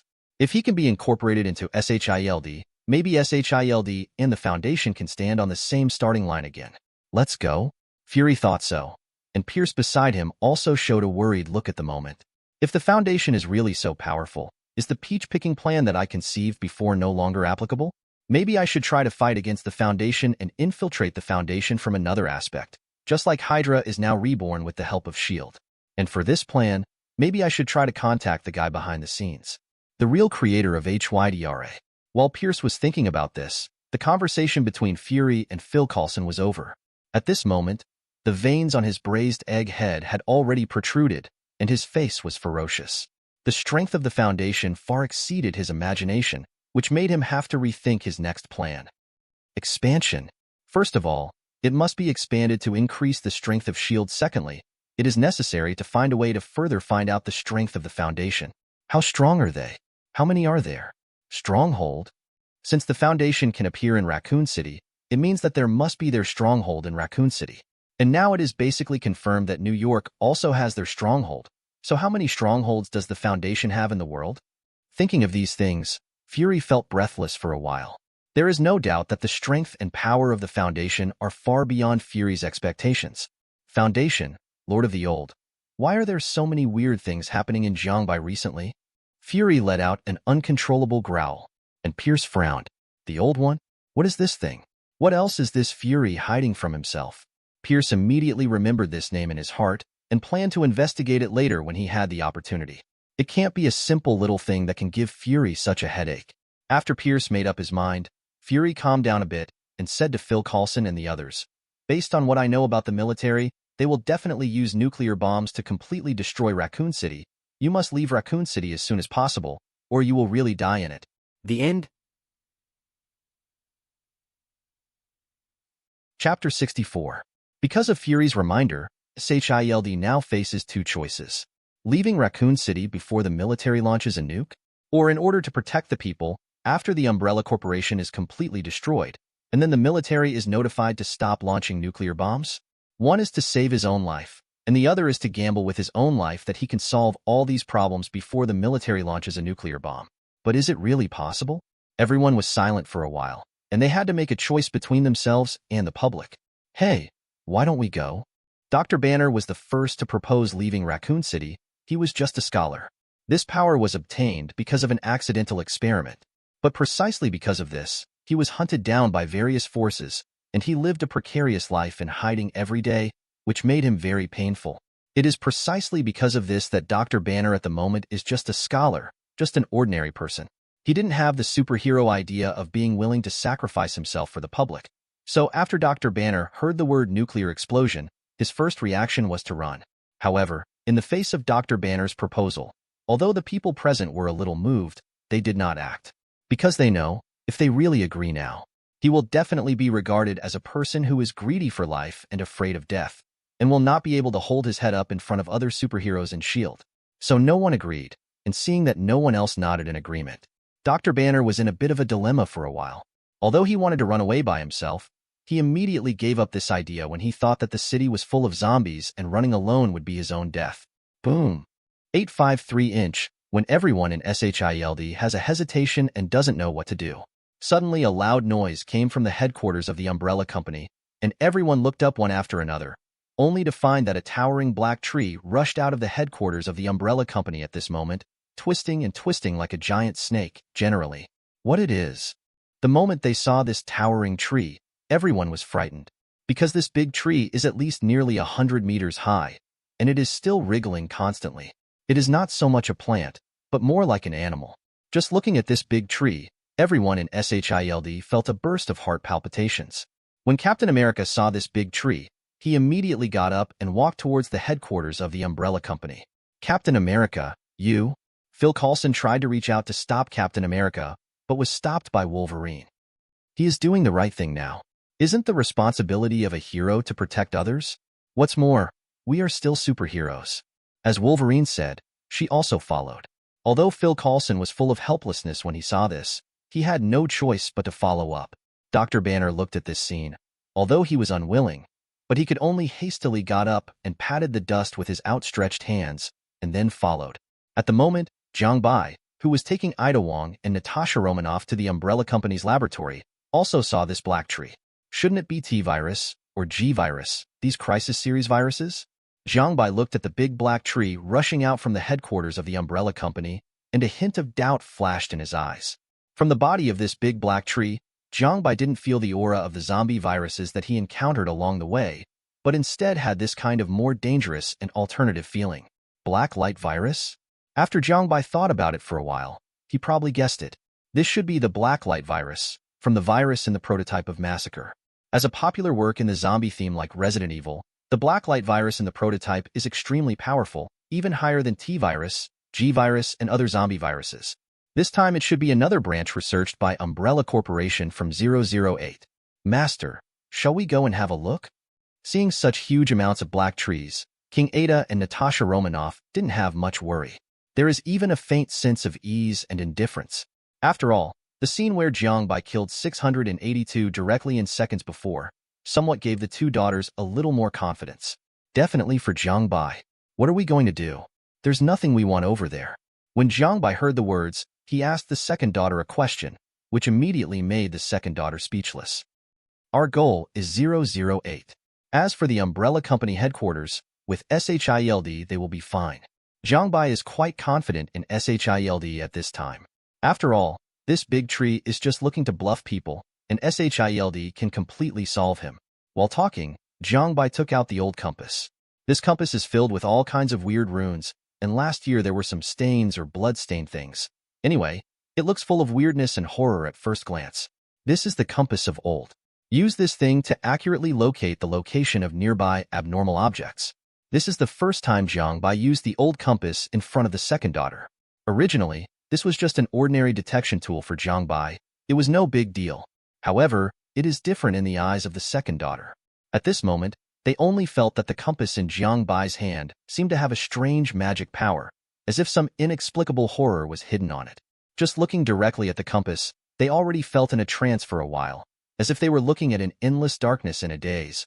And in the darkness there was an extremely terrifying black shadow looking at them, countless tentacles dancing in the darkness, as if they would reach out and drag them into the endless darkness in the next moment. Although it was only for a moment, Jiang Bai took back the old compass again. But that terrifying and penetrating feeling has always been engraved in their hearts, making them tremble all the time. What happened to you guys? Just when they were about to go crazy because of the growing terror in their hearts, a voice suddenly appeared in their ears. For a moment, it was as if the scorching sun melted the snow, and the morning sun pierced the darkness. They all woke up at this moment and got rid of the terror in their hearts. But even so, Ida Wong and Natasha Romanoff were also sweating all over their bodies, as if they had just been fished out of the water. What's wrong with you guys? Seeing the appearance of the second daughter, Jiang Bai was also taken aback. Why is it so good? It suddenly looks like I saw a ghost. No, nothing. At this moment, the two women are still in shock, and they don't quite know what happened just now, so they can just shake their heads at the moment, expressing that they are fine. Jiang Bai looked at the terrified look of the two daughters, then looked at the old compass in his hand and probably understood what was going on. But Jiang Bai didn't care too much. Anyway, he was by his side.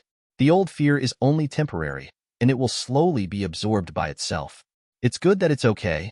Let's go there quickly. They are probably already waiting for us. Jiang Bai comforted the two girls with a smile, and then continued to walk towards the laboratory of the umbrella company. At this moment, the second daughter has already been frightened by the old compass, and only by Jiang Bai's side can she feel a short-term peace of mind. So naturally, she hastily followed Jiang Bai's side, not daring to leave an inch. Feeling the second daughter who was almost sticking to him, Jiang Bai couldn't help shaking his head slightly. I really didn't expect these two elite female agents who don't know how many times they have been born and died to be so frightened. But after thinking about it carefully, after Jian Bin came into contact with the mark of the Lord of the Old One, he didn't seem to persist for long before he believed in himself. Looking at it this way, it seems reasonable that they would be so nervous. It wasn't long before Jiang Bai took his second daughter to the laboratory of the umbrella company. At this moment, the Mad Hatter and 049 are already waiting outside. Didn't they go to the headquarters of the umbrella company? How did they appear here? Ada Wong looked at the Mad Hatter and 049 who appeared here, and a hint of surprise flashed in his eyes.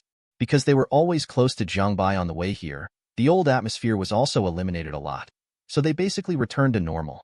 As long as you don't leave Jiang Bai too far, you won't be afraid of the old days again. It is precisely because of this that King Ada has time to think about why the Mad Hatter appears here.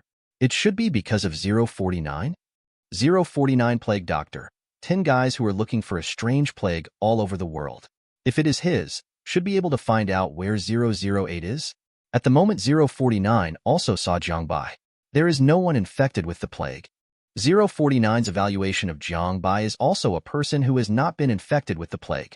In 049's eyes, there are only two kinds of people, those who are infected with the plague and need to be eliminated and then treated, and people who are not infected with the plague and can cooperate. Obviously, Jiang Bai belongs to the second category. Hello, 049. I'm the president of the Abnormal Object Foundation, and I'm also the one who will continue to manage you after the things here are over. As soon as Jiang Bai came up, he was very polite and wanted to say hello to 049, but Ada Wong and Natasha Romanoff rolled their eyes when they heard it, and what they said was like the police telling the prisoner, "Don't be afraid, we will take you to a prison later." And does anyone not shake hands when greeting others? This is a matter of etiquette. Ada Wong stepped forward and stretched out a hand to 049. Hi, I'm the young master's bodyguard, Ada Wong. Nice to meet you. Seeing this, Natasha Romanoff hurried forward, intending to leave a good impression on this anomalous creature that rarely communicated. Hi, I'm Natasha Romanoff. I'm also the master's bodyguard like her. Nice to meet you. 049 looked at the two people's outstretched hands, but did not hold them, and turned to look at Jiang Bai. Although he couldn't see his expression at this moment, Jiang Bai knew that if 049 really had a face under that mask, his expression should be very rich at this moment. This? Ada Wong and Natasha Romanoff looked at Jiang Bai, who had been holding back his laughter, and at 049, who hadn't shake hands with them for a long time, and seemed to feel something was wrong. But because of the fear caused by the old compass before, their brains are still a little unclear at the moment, so they don't understand what's wrong. He could only look at Jiang Bai with a puzzled expression. After Jiang Bai's tone was almost subdued, he said to them, "Don't you know? People who come into contact with 049 will stop all bodily functions in an instant, and the dead can't die anymore." After what Jiang Bai said, the two girls suddenly realized. When I introduced 049, I did mention such a thing, but because I was frightened by the old compass just now, I didn't think about it for a while. This matter. Immediately, the two girls immediately withdrew their hands back. The speed is so fast, it can be said to be as fast as lightning. It is estimated that the robber saint will have to bow down when he comes. And the face of the second daughter also turned red quickly, not to mention how ashamed she was. Should we go in now? I can feel a powerful plague spreading inside. 049 didn't know if he was really in a hurry, or to make the second daughter less embarrassed. But these words did shift all attention to the laboratory. What? Can't you open the lab? Jiang Bai looked at the door of the laboratory, and then questioned the Mad Hatter and the others. In fact, to be honest, if the Mad Hatter and the others can't break through the door of the laboratory, Jiang Bai probably can only find some bombs and blow them up directly. After all, although Jiang Bai seems to be very powerful, in fact Jiang Bai is in the whole summer. It is an ancient version of the dragon turtle with a meat outfit. The meat is real meat, and the anti-injury is really fierce, but the attack power is actually almost no. The kind that doesn't hurt at all. Fortunately, after hearing Jiang 3.2 Bai's words, the captain of the Mad Hatter immediately shook his head.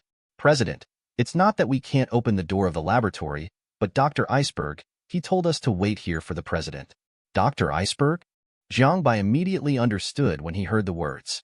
It should be Dr. Iceberg who mobilized the surveillance in the city and found that he was going to the laboratory going this way. That's why I asked Lan Zhongshang and the others to wait for me.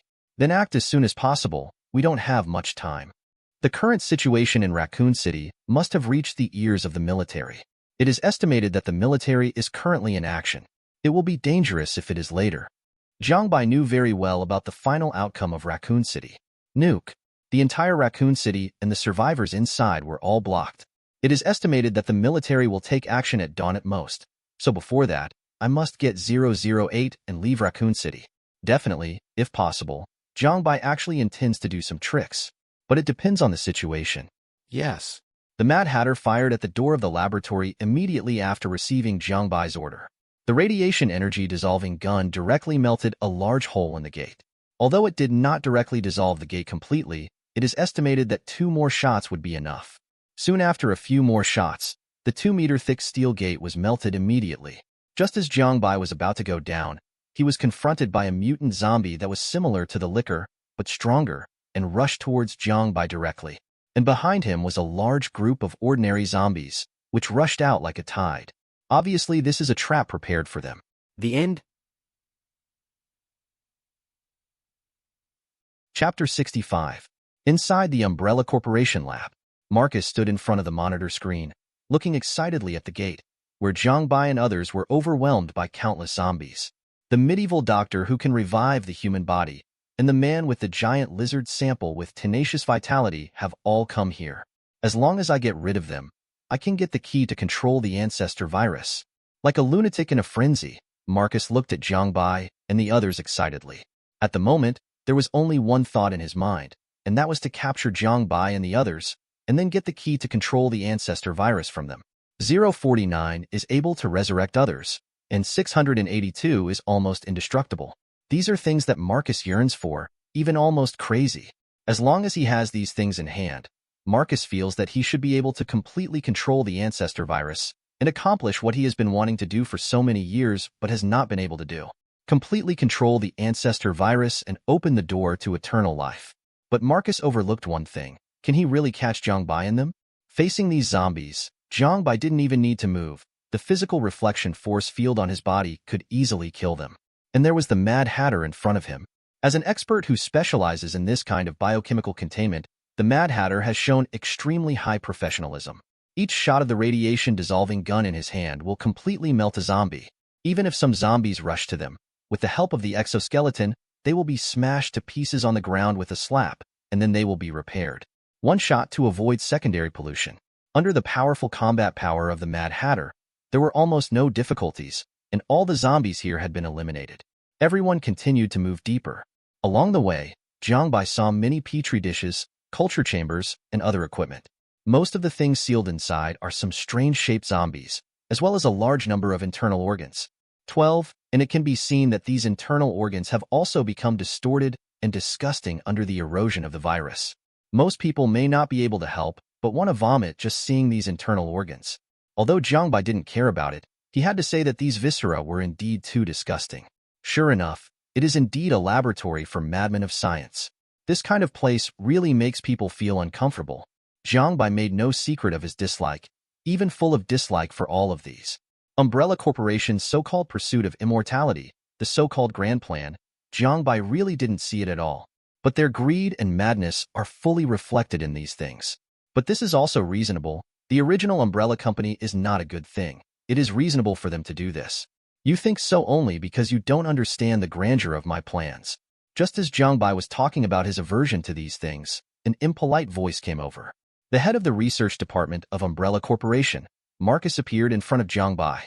What surprised Jiang Bai was that Marcus obviously had some blood on his body at the moment, and he didn't bring any subordinates with him. Sing empty city tricks? Or did you turn yourself into a monster too? On the way here, Jiang Bai also saw the big black tree that appeared at the headquarters of the Umbrella Company. There is no doubt that it must be spies who turned himself into a monster.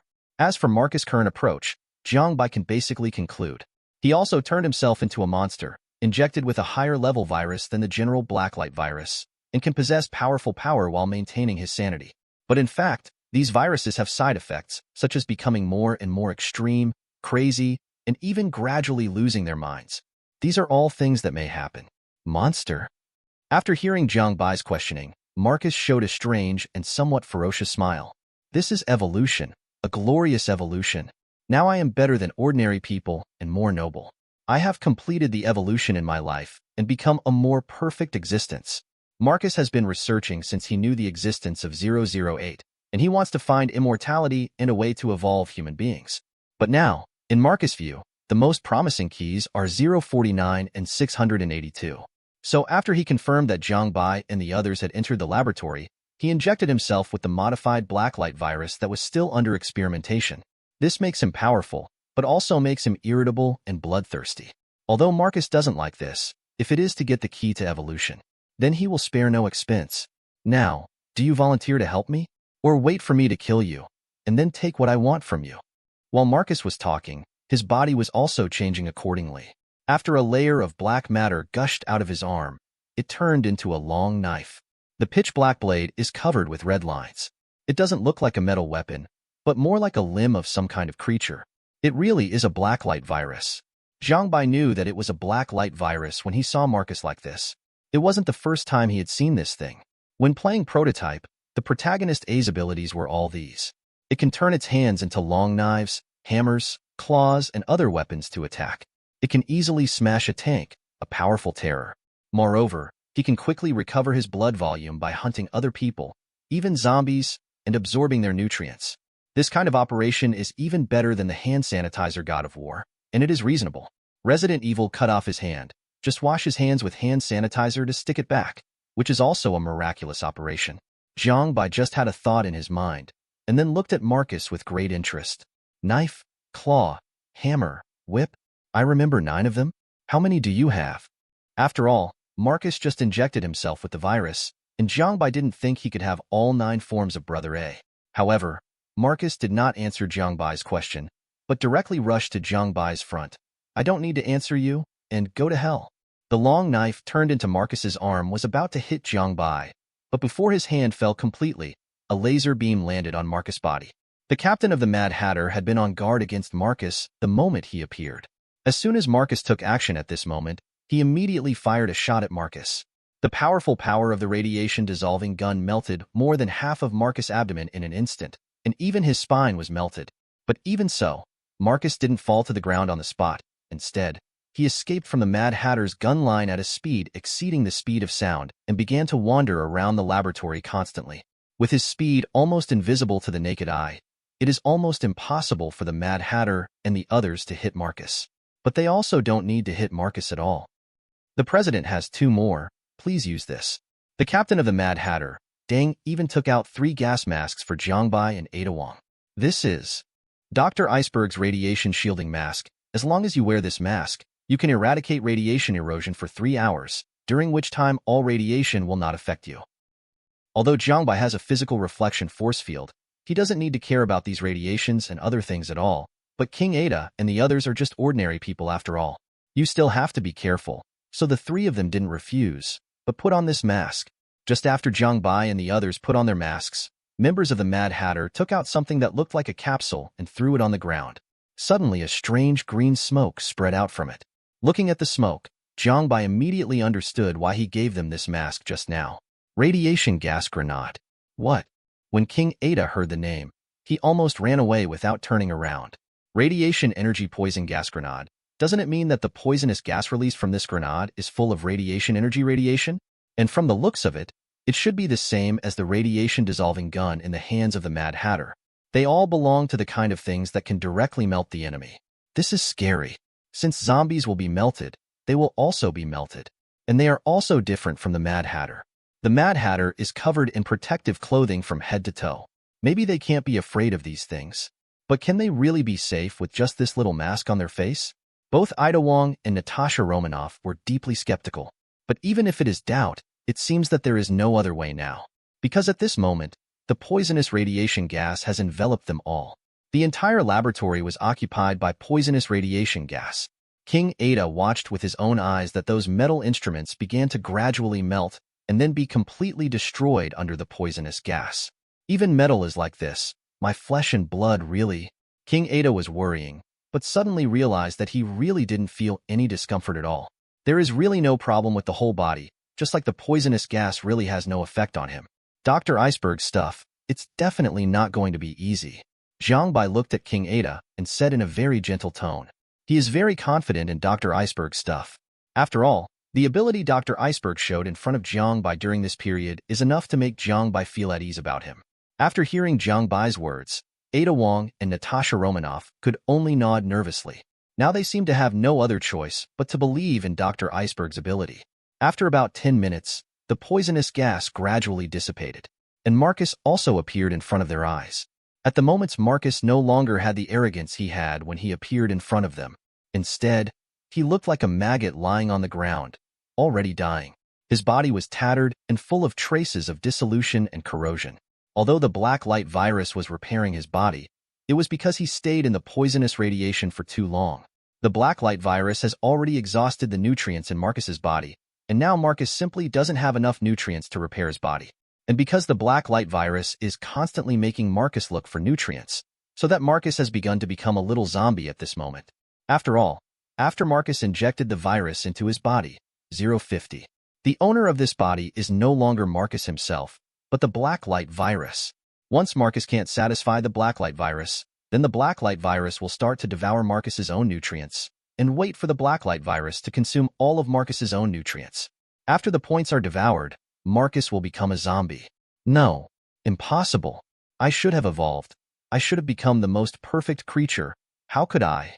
Marcus was constantly struggling, resisting, unwilling to admit the fact that he had turned into a zombie now. However, before he finished speaking, the black light virus had already eaten his brain. Marcus was completely reduced to a zombie, and it was still the lowest level of zombie, because his nutrients are insufficient to support the complete and higher-level evolution of the black light virus. Get rid of him and find 008 right away.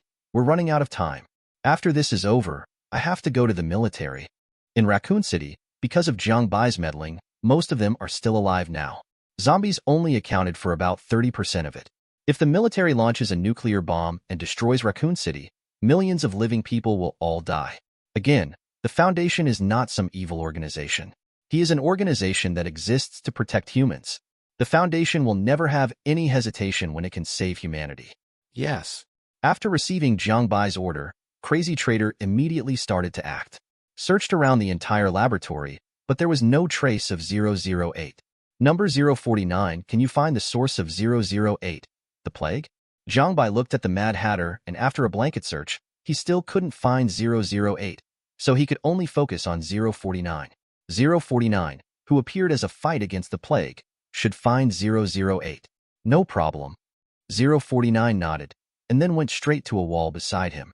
Right here. The Mad Hatter immediately stepped forward when he heard the words, and used a radioactive dissolving gun to cut a big hole in the wall. There was indeed a secret room inside. The captain of the Mad Hatter entered immediately, and then 2 shots were fired, and then he came out with a bottle of reagent as bright as emerald. President, there is also a mutant zombie inside. It should be used to guard 008. This should be 008. The captain of the Mad Hatter gave Jiang Bai 008, the ancestor virus that Marcus and the others said. Congratulations to the host for successfully containing 008 and getting a reward. The end. Their Air Force is no longer the highest-ranking and best-paid soldier, because there is also a SHIELD on their heads, and those superheroes who are loved by countless people. But in Rawls' view, these so-called superheroes are nothing more than sensationalists. They use their parts that do not belong to humans at all to get enough attention and fame among humans, and then use this fame to get some benefits that should not belong to them. It is precisely because of the appearance of these guys that the Army's funding is getting worse year by year. These real fighters cannot get the benefits they deserve. Instead, they spend all the money to support those so-called superheroes, and that unknown SHIELD, but now is their chance to prove themselves. Aliens attack Earth and mess up New York City, and SHIELD can't do anything about it. Now is a good time for their army to show their talents. He wants to take this opportunity to prove to the whole world that only their army can protect the people, only their Air Force is the best, and Rawls is the well-deserved ace of the Air Force. With this belief, Rawls felt that his driving skills seemed to be a bit higher. It was even better than the time when he escaped under the siege and interception of more than a dozen enemy fighter jets. Captain Rawls, your mission is to assist SHIELD Iron Man Tony Stark to attack the biological warships in the sky, delay their speed, and absolutely not let them leave New York City. Repeat, Captain Rawls, the mission is to assist SHIELD Iron Man Tony Stark. Receive. Rawls returned to the headquarters with a look of disdain, but he never thought of acting in accordance with the orders of the headquarters. Assisting Iron Man Tony Stark? Is that Playboy? This kind of person can also be the embodiment of justice? Can also be a superhero? It's ridiculous. Rawls has never liked superheroes, whether it is the Captain America who is admired by countless people, or the Iron Man who has attracted countless fans. In his opinion, they are just jokers. Those who can truly protect the peace of the world should be soldiers like them, and it should be him, Captain Rawls. Hey, brothers, New York is ahead. Let's see how those superheroes guard this country. Rawls and his Air Force Brigade are all the type who don't like superheroes very much. So the moment Rawls said these words, there was a burst of laughter from the onboard communicator. It seems that everyone is waiting to see the moment when superhero makes a fool of himself, and at this time they all entered the sky above New York and saw Chitauri and their battleship. It was a huge creature whose whole body was wrapped in a metal shell and could soar in the air like a fish. The creatures are no bigger than a carrier, and they have Chitauri on their backs. They are like pirates in ancient naval battles, holding weapons in their hands and constantly shooting around. A series of ultra-high temperature lasers shot out from the guns in their hands, punching a big hole in the surrounding houses, and even directly vaporized some human beings without leaving any traces. At the same time, they also saw Iron Man Tony flying in the air. He is attacking these Chitauri with the arc pulse gun in his palm at the moment. 670, almost every hit would send a Chitauri soldier flying out of the air, and then fall straight down to his death, even on the spot when Tony fired an arc pulse cannon to kill. But no matter what, the Chitauri soldiers killed by Tony are not proportional to the current huge number. Looking at this scene, Rawls not only did not have the slightest worry, but even became excited. Hey guys, let's give this Iron Man the whole job. After Rawls finished speaking, their entire Air Force formed a formation immediately and flew directly beside Tony. The strong wind even almost blew Tony away. Seeing the crazy looks of these airmen, Tony immediately understood. Damn it, are these guys trying to scare me? Tony said something dissatisfied, but he didn't do anything, because he knew that no matter how unfriendly these fighters were, they were his own people after all, and they were here to help him. At this moment, Rawls and the others have already arrived around a giant sky beast. Looking at the fighter jets appearing around him, the Chitauri soldiers on the back of the giant sky beast, there is no at the slightest hesitation. They shot immediately. But it had no effect. All their shots were dodged by Rawls and his teammates, and after being attacked by Chitauri, Rawls and the others immediately drive the fighter jet to the sky. And after the fighter plane was almost 90 degrees vertical, it suddenly fell down as if launching a suicide charge against the sky behemoth. However, just as it was about to approach the sky behemoth, it suddenly rose again, and at the same time a large number of bullets poured out from the muzzle of the fighter jet. The powerful firepower formed a tongue of flame, licking the back of the sky behemoth. Although this did not have any impact on the sky behemoth, it wiped out the Chitauri on its back. Looking at this scene, Rawls immediately let out a smug laugh. Great job, guys. Now we can finally show these superheroes who is. Before Rawls finished speaking, he realized something was wrong. Many white feathers suddenly appeared around him, falling down like raindrops. This is. Before Rawls could reflect what was going on, a huge amount of white feather ball suddenly appeared in front of him. At such a short distance, Rawls couldn't use it even with his superb skills. He bumped into the feather directly. And Tony in the distance also saw this scene at this moment. Fact. It's the monster that killed Phil Coulson. The end. Thanks for watching. You can find the next videos in the playlist linked in the info card or directly on my channel. And as always, if you have any feedback, feel free to share it in the comments too.